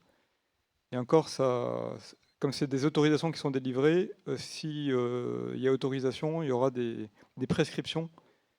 Et si jamais il est décidé effectivement de permettre ce type de tourisme, ça risque d'être très très cadré. Hein, voilà. Ce sont des demandes qui ont été faites quand même depuis de nombreuses années et apparemment il n'y a pas eu de suite. Hein. Il n'y a pas eu d'autorisation qui ont été délivrées pour que ces personnes débarquent sur des îlots éloignés, loin du monde, quoi. Hein. Je peux peut-être compléter un petit peu. Donc, bon, tant mieux s'il n'y a pas de demande, parce qu'effectivement, ces îles éloignées, alors on les a un tout petit peu vues à l'image, mais elles ont beaucoup d'oiseaux, mais elles sont toutes petites. Et donc, en fait, il n'y a pas énormément de place, et tout l'espace est occupé par les oiseaux, avec en plus une particularité qu'on a mis en évidence, qui était déjà un petit peu connue, mais qu'on a fini par totalement confirmer ces dernières années en travaillant pas mal sur ces sites-là, c'est qu'il y a 2 reproductions par an. C'est-à-dire qu'il y a non seulement la reproduction, pour la plupart des espèces, il y a non seulement la reproduction en été, classiquement entre octobre et mars, mais on s'aperçoit qu'en hiver, il y a une autre reproduction avec les mêmes espèces, pas les mêmes individus, ils ne peuvent pas se reproduire 2 fois par an, mais avec les mêmes espèces et souvent en effectif plus important. Donc en fait, toute l'année, sur ces sites-là, vous avez des oiseaux en reproduction et donc une grande fragilité. Et c'est difficile d'imaginer qu'on puisse débarquer des grandes quantités de personnes sur ces sites-là. J'en profite quand même pour ouvrir juste une parenthèse. C'est un type de tourisme, celui que vous évoquez, qui se développe de plus en plus. Donc ce ne sont pas des immenses bateaux de croisière, mais ce sont quand même des bateaux de croisière d'assez grande taille. Ils embarquent à peu près 200 passagers. Et c'est un type de tourisme qu'on qualifie parfois pompeusement d'expédition, c'est-à-dire qui consiste à amener des gens effectivement souvent aisés, parce que les croisières sont chères, en des lieux où il n'y a pas de touristes. Et donc, il y a une recherche de sites exceptionnels. C'est comme ça que certains bateaux ont atteint le pôle Nord avec des touristes. Hein, en Arctique. Ils sont très présents en Antarctique. Alors forcément, c'est spectaculaire, on a envie de le voir. Mais donc ça amène quand même des menaces tout à fait particulières en des lieux qui sont exceptionnels, qui sont très fragiles. Et donc c'est à considérer avec une grande prudence. Enfin, j'encourage les gestionnaires, les institutions à considérer ce genre de demande avec une grande prudence. On a affaire à des milieux extrêmement, extrêmement fragiles et de grande valeur. Alors, effectivement, quand il y a eu ces communications dans les médias, il y a eu une grande levée de boucliers de la part des associations et qui ont bien joué leur rôle puisque ça n'a pas abouti. Donc, on avait une autre question ici devant. Oui, merci pour ces informations. J'aurais une question sur la pollution lumineuse là, qui m'interpelle un peu. Parce que ça fait peut-être 100 ans que toutes les côtes mondiales sont illuminées. Donc on pourrait s'attendre à ce qu'il y ait une hécatombe d'oiseaux marins. Est-ce que la Nouvelle-Calédonie est spéciale ou est-ce que c'est généralisé? Et quelle est l'importance de ce phénomène vis-à-vis des oiseaux marins, quoi? J'arriverai pas à vous répondre. Enfin, globalement, enfin, en tout cas en Calédonie, clairement, on est sur des niveaux d'exposition à la pollution lumineuse qui sont bas. Enfin, je veux dire, voilà, on a plus de 68% du territoire en fait qui est vraiment épargné quasiment de la pollution lumineuse. Donc on a une chance énorme. Voilà, on a une concentration. On a des faibles densités de population. Voilà, il y a des sites miniers par contre sur des sites assez isolés comme le Grand Sud ou sur le nord ou dans la chaîne hein, même qui peuvent avoir des niveaux de luminance très élevés. Mais globalement, par rapport à beaucoup d'autres pays, en fait, et c'est le cas de beaucoup de pression, enfin, en Calédonie, on est assez préservé quand même, quoi. Enfin, après, voilà, ponctuellement, sur certains sites, il faut pouvoir mieux gérer cette pression.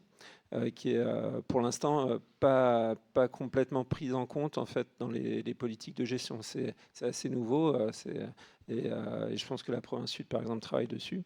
Mais voilà, je ne sais pas si ça a répondu à vos interrogations. Si, certaines interrogations, mais je me disais depuis le temps qu'on éclaire les côtes, quoi, les oiseaux marins se font toujours prendre par cette pollution lumineuse là. J'ai beaucoup de micros, alors je peux apporter quelques éléments de réponse. Donc effectivement, les oiseaux marins continuent à se faire prendre, alors pas tous heureusement, mais en particulier les jeunes. Tout à l'heure, il était évoqué que le pic d'échouage en Nouvelle-Calédonie était au mois de mai. En fait, c'est la période d'envol des jeunes puffins. Donc, au moment où ils sont relativement synchrones, on a à peu près un demi-million de couples de puffins qui se reproduisent en Nouvelle-Calédonie. Ils s'envolent, ils font à peu près 0,5 poussins en gros par couple qui arrivent à s'envoler. Et ils s'envolent tous en 15 jours. Et donc, il y a quelques semaines où on a énormément d'oiseaux inexpérimentés qui ne savent pas encore ce que c'est la haute mer et qui se font avoir. Mais en Nouvelle-Calédonie, effectivement, la problématique, elle est sérieuse, mais elle n'est pas catastrophique. Je peux prendre d'autres exemples. Par exemple, l'île de la Réunion.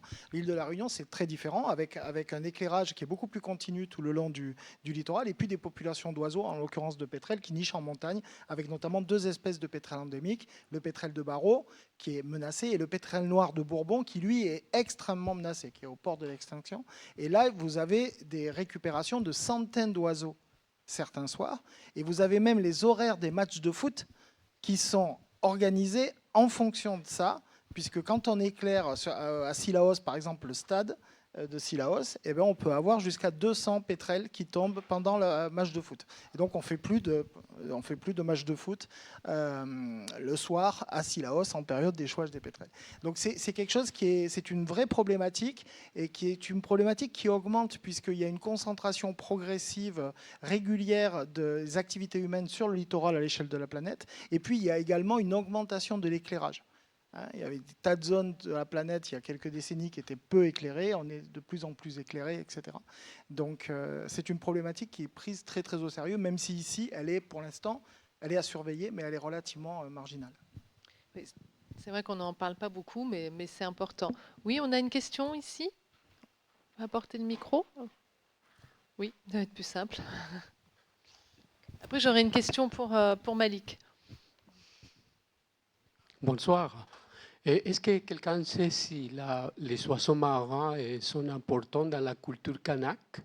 Parce qu'on parle de Reka, de la roussette, mais les oiseaux marins... C'est une très bonne question. Et là, je vais m'adresser à Malik pour répondre.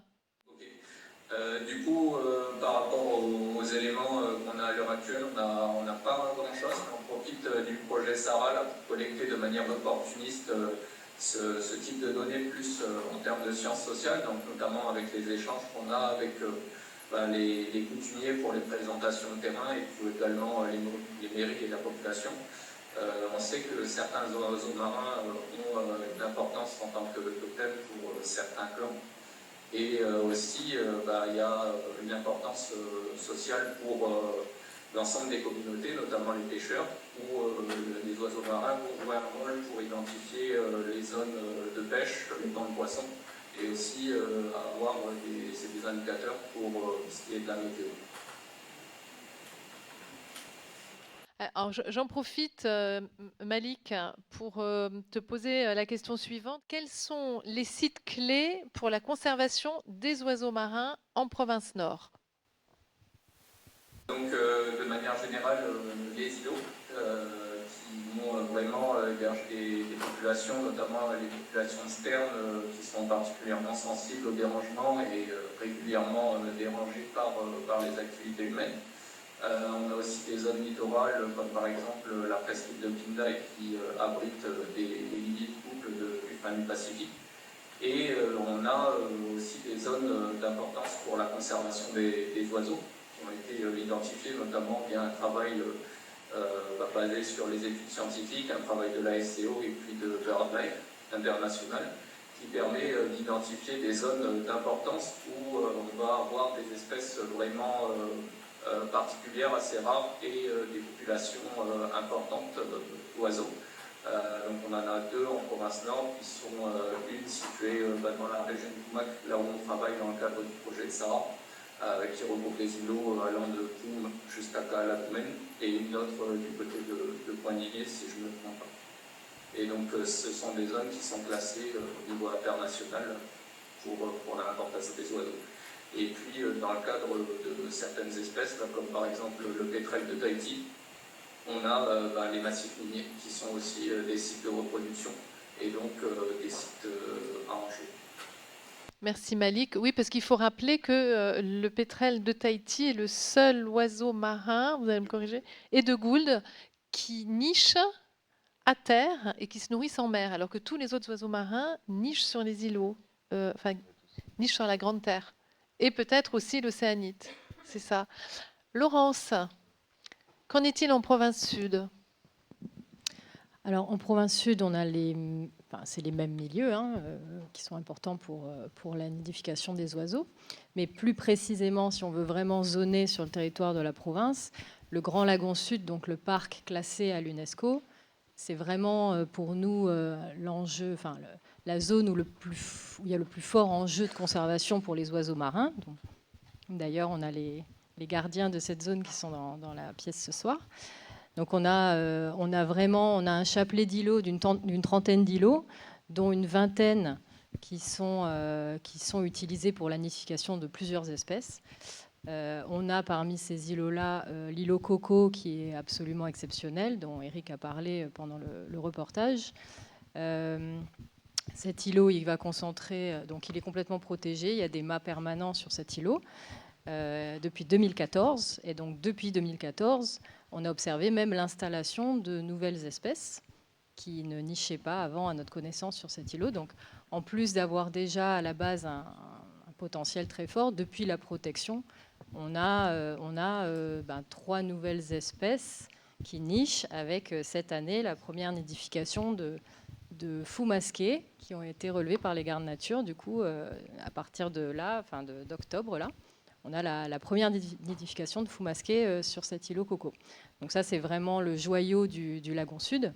Ensuite, sur les autres familles d'oiseaux, on va dire, sur les Procélaridés, on a les Dumac pour les pétrels de Gould. On a où travaille pas mal Bird Conservation et l'IRD aussi. On a toute la zone de Thio aussi qui est extrêmement importante, donc l'îlot Nemu, l'îlot Nemu pour tout ce qui est pétrel de Tahiti, tous les petits îlots aussi du lagon de Thio où il y a de la nidification de Sterne nereis, donc la Sterne nereis qui est l'espèce la plus menacée du lagon. Et d'ailleurs, le phare Amédée aussi, que vous avez vu dans le reportage, et les petits îlots autour du phare Amédée, où il y a aussi des enjeux sur la Sterne nereis. Donc en fait, on est plutôt gâtés en province sud. On a 140 îlots, il y a quasiment de la nidification sur tous ces îlots-là, enfin, pas tous, mais beaucoup. Donc on a des enjeux énormes et donc une responsabilité énorme. Et donc il y a des programmes, on essaye de développer des programmes sur toutes ces zones-là avec les partenaires pour conserver au mieux nos populations d'oiseaux. Je crois que j'ai fait à peu près. Merci Laurence. Oui, on a une question d'une experte en oiseaux, Isabelle Joly. Oui, bonsoir. J'avais entendu parler des pétrels de Tahiti, des colonies de pétrels de Tahiti qui nichaient en site minier. Et est-ce que ça a été... Enfin, je sais pas en fait ce qu'il en est advenu. Est-ce que ça a été mis en place, ces essais de délocation, enfin je ne sais plus comment ça s'appelle, translocation? Est-ce que ça a été fait, réalisé? Quels sont les résultats? Alors effectivement, on parle de translocation, et lorsqu'on déplace volontairement, intentionnellement, des oiseaux d'un endroit à un autre. Alors, en fait, les pétrels, la plupart des espèces de pétrels peuvent être transloquées. En fait, ça a parfois été fait, pas en Nouvelle-Calédonie, je vais y venir. En fait, c'est une technique qui consiste à transloquer les poussins et pas les adultes. Donc en fait, les poussins, lorsqu'ils sont dans leur terrier, parce que ce sont des oiseaux qui nichent dans les terriers, comme tu le sais, ils ont une période qu'on appelle l'imprégnation. C'est une période à laquelle ils s'attachent à leur lieu de naissance. Et ils sont très attachés ensuite à ce lieu de naissance et ils vont y revenir toute leur vie. Et donc la stratégie qui peut être développée, c'est de prélever ces poussins à un moment bien précis, ce moment juste avant l'imprégnation, de les mettre sur un autre site, dans d'autres terriers, des terriers artificiels, pour qu'ils s'imprègnent d'un autre site et qu'ensuite ils viennent se reproduire. Alors pourquoi on fait ça quand on le fait? On ne le fait pas du tout par plaisir, bien évidemment, parce que d'abord c'est très compliqué à faire, et puis c'est très intrusif. On le fait quand on fait pour deux raisons. On le fait soit quand on a une colonie qui va disparaître, et pour éviter qu'elle disparaisse, eh bien, on va la déplacer. Et on le déplace par les poussins. Ou bien, ce sont des opérations qu'on peut faire lorsqu'on est en restauration écologique, par exemple d'une île ou d'un site, dont on élimine les prédateurs introduits. Et pour accélérer la recolonisation par les oiseaux, on va en chercher sur des zones où ils sont encore présents et on commence à en mettre sur les nouvelles zones. Donc ça, c'est la translocation. Et ça a été, ce à quoi tu fais référence, a été imaginé, a été discuté il y a quelques années pour les pétrels qui vivent dans les massifs miniers de Nouvelle-Calédonie, avec l'idée que si les bulldozers, je schématise un peu, mais si les bulldozers arrivaient, est-ce qu'on pourrait déplacer ces oiseaux-là? Et en fait, ça n'a jamais été fait, tout simplement parce que ça ne peut pas être fait, en tout cas sur le pétrel de Tahiti, pour différentes raisons. On n'a pas assez de connaissances biologiques, et puis également, on n'a pas de population source. En fait, ce qui se passe sur les massifs miniers, c'est qu'il n'y a quasiment plus d'oiseaux qui se reproduisent. Ils sont toujours présents, ils fréquentent les massifs, et les pétrels peuvent vivre 50 ans. Donc pendant 50 ans, ils vont revenir chaque année, mais ils ne vont pas se reproduire. Et donc, en fait, on n'a pas tellement de poussins à transloquer. Par contre, ce programme-là, qui avait été financé à l'époque par le CNRT pour réfléchir à la faisabilité, voir ce qui avait été fait ailleurs, en Nouvelle-Zélande, en Australie, à Hawaï en particulier, eh bien, ça a donné naissance à ce qu'évoquait Mathieu, qui est une opération un petit peu différente, qui est de créer des colonies artificielles sur les massifs miniers dans des secteurs sécurisés, protégés des prédateurs introduits, protégés de la lumière, des zones qui ne seront pas détruites, et là d'installer des terriers artificiels et de créer de la dynamisation sociale par le son en particulier, pour inciter certains de ces oiseaux qui continuent à fréquenter ces massifs, mais sans jamais s'y reproduire, à venir s'installer là. L'idée, c'est de permettre le maintien de populations reproductrices de ces oiseaux dans les massifs miniers pour faciliter la recolonisation de ces massifs une fois que l'exploitation sera terminée. Parce que cette recolonisation, naturellement, elle peut se faire, elle peut prendre des dizaines et des dizaines d'années, voire peut-être des centaines d'années. Donc l'idée, c'est de maintenir ces oiseaux pour faciliter leur production. Mais donc ça n'a pas été fait pour l'instant, l'opération en Nouvelle-Calédonie. Mais ça a eu beaucoup de succès en Nouvelle-Zélande, notamment pour faciliter ou accélérer la réinstallation d'oiseaux sur des îles après qu'on ait éliminé les prédateurs introduits. Et est-ce qu'on sait pourquoi ils ne se reproduisent pas?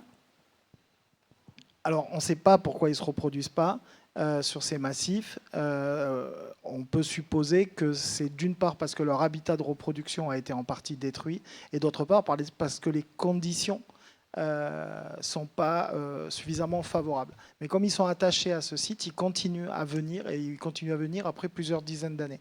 Je peux prendre un exemple. Sur le massif du Cognambo, on avait la chance d'avoir une étude avant la mise en exploitation industrielle du massif. Et cette étude, on l'a mise à jour dans le cadre d'une thèse, la thèse d'Angélique Pagenot, qui a été soutenue il y a 2 ans. Et on a montré qu'en 10 ans, on avait perdu la totalité de la population reproductrice du massif, alors que de l'espace encore utilisable existe, mais par contre que les oiseaux continuaient à être là. Lorsqu'on faisait ce qu'on appelle des points d'écoute, que tu connais bien, eh bien on continuait à contacter des oiseaux, mais aucun ne nichait sur le massif.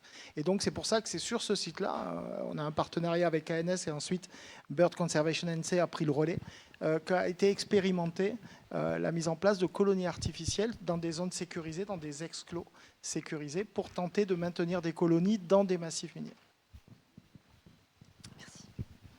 Merci. Une dernière question? Oui, ici.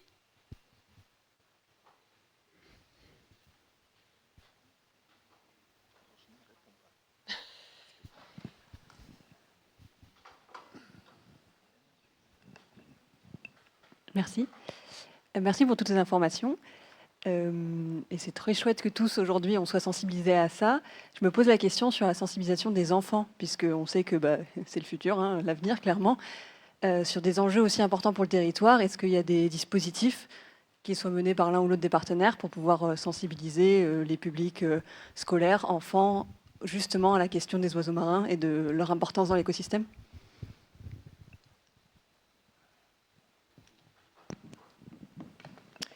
Oui, il y a pas mal d'actions. Bon, déjà, les provinces, on sensibilise, on fait de la communication d'une façon générale sur le sujet.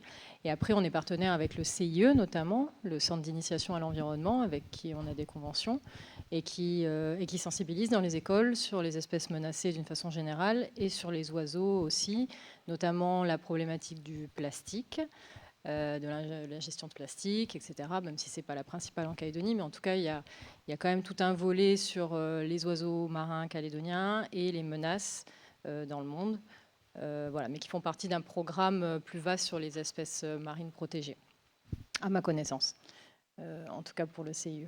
Après, je pense que tous les partenaires à notre niveau, on sensibilise, on fait tous partie de programmes de sensibilisation à différents niveaux. Il n'y a pas... Enfin, tout le monde œuvre, je pense, pour communiquer, et notamment avec le public scolaire qui est assez demandeur sur ces thématiques-là. Et Malik va répondre pour la province Nord. Oui, donc en province Nord, justement, on est dans le cadre d'un financement pour le CIE pour justement mettre en place une animation dédiée aux oiseaux marins, principalement pour cibler les communes de Calagomène, Comac et Pouille, parce qu'on mène en ce moment des activités sur cette zone-là et il faut avoir une superposition entre les travaux menés par la province Nord et également ses partenaires en local et ce qui est enseigné aux enfants. Et également, au-delà des enfants, on cherche à mettre en place des actions de plus en plus inclusives et participatives. Pour cela, notamment dans le cadre du projet Sarah, il y a une idée vraiment d'impliquer les populations locales, notamment via les associations, de les former aussi pour qu'ils soient plus outillés à nous aider. Comme disait Eric, on a plus de 400 îlots, donc aider à étendre les suivis de manière à avoir une meilleure connaissance et un périmètre de surveillance de veille plus étendu, mais en respectant les espèces, leur biologie et également la réglementation. Merci Malik. Alors, Hubert ? Oui, pour rebondir là-dessus, c'est intéressant ce que tu dis, Malik, par rapport à la zone prioritaire en termes de conservation dans la région de Poum-Calagomène. Et moi, j'inviterais la province sud sur le sujet. C'est vrai que, comme vous avez dit, Laurence, tu l'as dit, il y a la zone prioritaire, c'est Grand Lagon Sud. on voit là la pression augmenter avec l'augmentation de la fréquentation récréative, touristique. Et je ne parle pas des croisiéristes là, qui commencent à débarquer sur Signal. Il y aurait peut-être là quelque chose d'intéressant. On a 4 communes qui rassemblent une grosse partie de la population calédonienne, d'avoir un focus donc éco-citoyen du lagon. Et on a des ambassadeurs du lagon, vous avez mis en place, mais un programme où les enfants de ces 4 communes en particulier n'échappent pas à une sensibilisation concrète. Si je vais sur un lagon, comment je me comporte, pourquoi les oiseaux sont fragiles. Et ça, ce serait vraiment intéressant parce que je l'ai vu encore le week-end dernier, des comportements d'enfants qui effrayaient je pense sans intention de le faire, les premières scènes bridées qui sont sur Signal. Et c'était un stress permanent de ces oiseaux qui sont de retour pour nicher. Et à chaque peur, ces jeunes qui couraient sur le ponton, chaque fois les sternes se reposaient et les enfants revenaient effrayer les oiseaux. En fait, c'était des courses plutôt sur le ponton. Et à chaque fois, c'est du stress, c'est la consommation d'énergie. Et leur énergie, il faut qu'ils la gardent pour la reproduction. Et je pense que là, c'était un exemple concret. Je me dis, voilà, ils ne le savent pas. Si on ne dit pas à ces enfants que leur impact, que jouer de cette manière-là sur une réserve naturelle, ça a un impact sur la reproduction de ces oiseaux, voilà, le comportement ne changera pas. Et là, il y a un vrai enjeu, je pense, sur des géographies particulières, comme vous le faites dans le nord, dans la région de Koumak, d'avoir une stratégie sur ce grand Nouméa, d'où partent la majorité des bateaux qui vont dans le Grand Lagon Sud, quoi, et sur la façade maritime. Voilà. En tout cas, je lance l'invitation, je trouve que c'est un vrai sujet. Alors Malik voudrait justement répondre à tes propos. Alors j'ai quelque chose qui s'affiche là. T'as coupé mon micro, c'est ça ? Bien. Vous m'entendez ? Oui. Oui, du coup, justement, par rapport à la zone citée par Hubert, donc là, pas dans le cadre de mes activités pour la province Nord, mais avec l'association Gardien des Villes, il y a justement des actions en cours qui vont être mises en place dès les vacances scolaires qui arrivent, notamment en concertation avec la province Sud, mais avec le soutien de la mairie de Païta dans le cadre d'un projet cofinancé par l'Office français de la biodiversité. Donc là, ce sera principalement sur les îlots de Païta, mais ce sera des choses qui pourront être partagées, qui pourront être étendues au-delà. Merci Malik. Oui, Laurence ? Je crois, Malik, tu as changé de casquette, c'est ça ? Tu parles au nom de Gardien des Îles, du coup, l'association dont tu es le président. Effectivement, il y a plusieurs projets. Celui-là, on ne l'a pas encore beaucoup développé. On l'a abordé, effectivement, il est en train de se monter avec la commune de Païta, sur les îlots de Païta. Et c'est vrai que nous, sur les îlots de Nouméa, on est aussi en train de monter un plan d'action pour la gestion de la fréquentation, avec la participation des opérateurs touristiques. Mais bon, voilà, on en est aux prémices. On va monter ça pour cette saison, on vous en dira plus. Par contre, ce que je voulais te dire, Hubert, par rapport à ta remarque sur les oiseaux qui se font déranger par les enfants, je pense que c'est la problématique globale de la perturbation intentionnelle, qu'elle soit sur les oiseaux, sur les tortues, sur les mammifères marins. On a ce sujet qui est récurrent, surtout là où il y a de la fréquentation. Les gens ne se rendent pas compte qu'en approchant une espèce, ils la perturbent, ils la font fuir, ils veulent prendre en photo la tortue, ils veulent plonger quand il y a un dugong, ils veulent s'approcher au plus près des baleines. C'est pour ça qu'aujourd'hui, dans les codes de l'environnement, on retrouve la perturbation intentionnelle qui est sanctionnée, parce qu'en fait, c'est un dérangement permanent. Il n'y a pas d'intention de nuire, généralement, mais l'espèce qui est là en reproduction, qui a besoin d'énergie, comme tu le disais, elle a surtout besoin de tranquillité, en fait. Et ça, c'est une éducation générale sur toutes les espèces, en fait, qui sont concernées par nos aires protégées et notre lagon d'une façon générale. Donc, je pense que ce n'est pas spécialement abordé pour les oiseaux. C'est une éducation à faire sur la faune globalement la faune des îlots et la faune du lagon. La faune sauvage, il faut le rappeler. Oui, je vais faire juste une réponse. En fait, il y a beaucoup de moyens d'action pour lutter contre la pollution lumineuse. En fait, il y a le type d'équipement qu'on va utiliser, le type d'ampoule, etc. Donc, les villes sont quand même les villes les plus peuplées de Calédonie sont quand même engagées toutes dans la réfection de leur éclairage public. Elles sont aidées en ça par les pouvoirs publics, etc., par l'ADEME. Et donc, il y a quand même un travail en cours qui est notamment aussi lié aux économies d'énergie, en fait, associées. Donc là, en fait, on arrive sur cette problématique à rejoindre, en fait, finalement, cette problématique environnementale qui rejoint une problématique de meilleure maîtrise de ses coûts. Donc, on peut espérer quand même qu'il y a une évolution positive dans ce cas-là. C'est ce que les cartes qu'on a pu faire depuis 2014. Les premières cartes sur la pollution lumineuse datent de 2014, témoignent en fait sur certaines zones de Calédonie et certains quartiers de Nouméa où on voit des baisses en fait d'intensité. Par contre, on a d'autres secteurs en fait qui se développent et puis voilà le périurbain sur Nouméa, notamment côtier, qui s'est franchement développé. Donc bon, je pense que l'évolution des matériels va aller probablement dans le bon sens. Et je pense que c'est une problématique assez récente quand même, et que les pouvoirs publics vont de plus en plus prendre en compte. Donc voilà, moi j'ai bon espoir que ça s'améliore. Voilà. Merci Fabien. Alors on a parlé tout à l'heure de sensibilisation auprès des enfants, mais auprès des adultes, elle est aussi indispensable parce que les oiseaux marins sont mal connus, mais ils sont aussi parfois mal aimés. Preuve en est toute cette liste de massacres qu'on peut qualifier d'ailleurs de délinquance environnementale. Je vais vous en citer quelques-uns. Je suis remontée qu'à 2014, mais il y en a eu beaucoup avant. En 2014, à Moindou, une colonie entière de puffins du Pacifique, soit 500 individus, a été massacrée. En 2017, un massacre des puffins à Pindai, à Point-Bout, un lieu connu pour être un site de nidification donc dans la région. En février 2019, un massacre de puffins à Poé, Bouraï. Ce sont souvent les puffins à cause du bruit qu'ils font et qui doit déranger certains. En novembre 2019, à Point-Bout, une colonie encore de puffins établie sur la plage de Franco est dévastée par le chien d'un campeur négligent.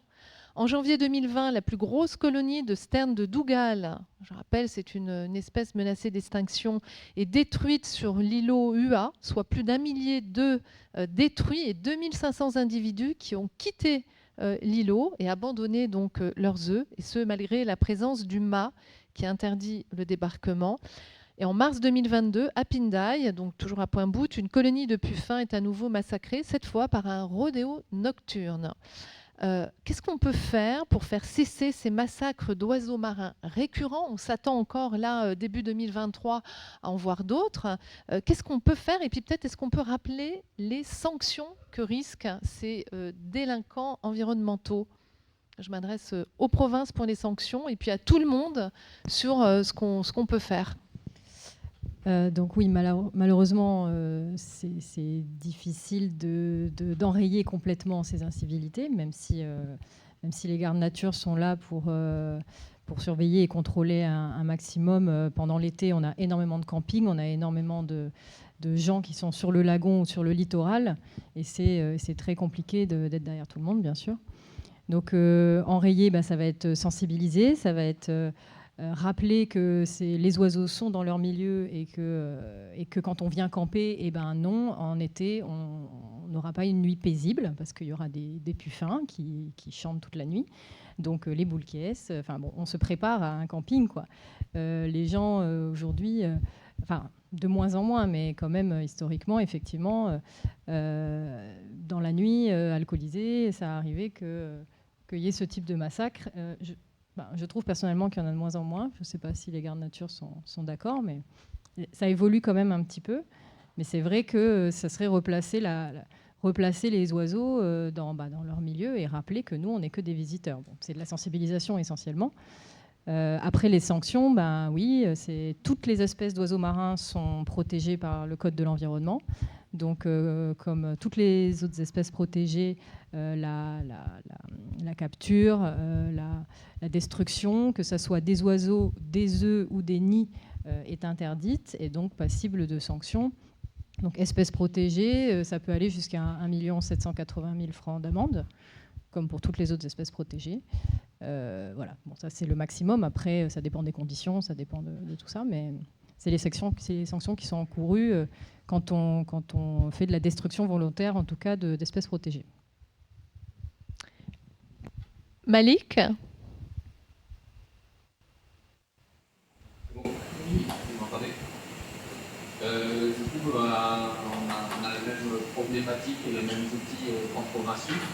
Mais voilà, également rajouter la part importante que prennent les associations dans ce soutien à la conservation et à la sensibilisation sur les oiseaux marins. Et puis aussi l'importance d'impliquer plus les gens sur place pour que eux aussi deviennent, comme les oiseaux marins, des sentinelles pour la biodiversité et puissent aider à préserver et notamment alerter aussi les services publics quand il y a des soucis de perturbation, etc. C'est déjà ce que font beaucoup d'associations et d'ONG. Et si on s'y met, je pense qu'on avancera mieux. Pour aller dans le sens de Malik, je crois en effet beaucoup à la cogestion entre les collectivités et la population.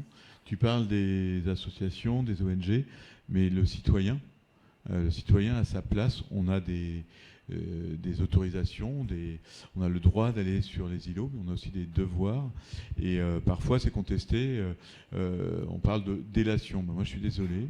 Dire la veille citoyenne, quand on voit quelque chose, eh bien, soit on intervient, en tout cas si on peut sensibiliser la personne ou lui dire d'arrêter, mais on peut aussi prévenir. Donc ça c'est important parce que je vois donc des gardes nature et je tiens à les saluer. Je vois Patrice et Catherine qui font un travail remarquable depuis pas mal d'années sur le lagon. Et vous ne pouvez pas en effet être partout. Et donc ça ne marchera que quand il y aura une stratégie de cogestion entre les services et la population. Et on peut aller, je suis sûr, beaucoup plus loin que ce que l'on fait aujourd'hui, parce que les citoyens sont partout. Ce sont les usagers de ces espaces. Vous êtes avec 1 ou 2 bateaux en même temps sur le lagon, et les usagers sont partout. Et s'il y avait seulement un Calédonien sur 10 qui disait bah oui, moi je trouve ça bien de participer à la veille citoyenne, et si je vois quelque chose, je signale, eh bien on aurait un maillage citoyen extraordinaire, que ce soit pour les feux, que ce soit pour les oiseaux marins, etc. Donc je ne sais pas s'il y a un numéro, on sait pour des échouages, il y a le 16, mais par exemple, si on voit quelque chose, c'est le 16 pour les deux. D'accord. Pour les oiseaux marins également ? On a décidé que oui. D'accord. Merci. Donc on appelle le 16. Bon, effectivement, soyons pour les animaux comme on l'est pour le feu. Quand on voit un départ de feu, on appelle les pompiers. Quand on voit un dérangement des animaux sauvages et puis bien sûr un massacre, un acte de malveillance, eh bien on appelle le 16. Les gardes nature sont là pour ça. Bien, merci beaucoup. Je rappelle le numéro du parc forestier. Si jamais, dans les mois qui viennent, vous voyez un oiseau blessé, vous pouvez appeler le 27 89 51 et puis ensuite apporter votre oiseau donc, au parc forestier pour qu'il soit soigné. Quant à nous, voilà, on termine ce dernier ciné-débat de la saison 4 d'Empreinte. Merci Hubert de nous accompagner depuis toutes ces années. Merci à vous tous d'avoir été là ce soir. Merci à vous d'être présents ou encore de nous regarder à la télévision. Eh bien, écoutez, on se retrouve l'année prochaine pour une saison un petit peu spéciale. Je ne vous en dis pas plus. Voilà, je vous souhaite une très bonne fin de soirée et à bientôt. Au revoir. Et pardon, excusez-moi, je crois que j'ai un petit mot de Malik. On va lui redonner la parole, excusez-moi. À toi, Malik. Merci à tous. C'était juste pour finir, pour signaler déjà un remerciement de la part de nos services aux agents qui accompagnent notamment beaucoup les scientifiques dans les suivis qui sont réalisés, aussi à la population et aux associations qui nous donnent un grand coup de main. Et du coup, qui n'étaient peut-être pas forcément à l'actif autour de la table ce soir, mais des naturalistes qui sont ni des scientifiques, ni forcément des gens des associations, mais qui aident beaucoup à faire avancer les connaissances sur la biodiversité de manière personnelle.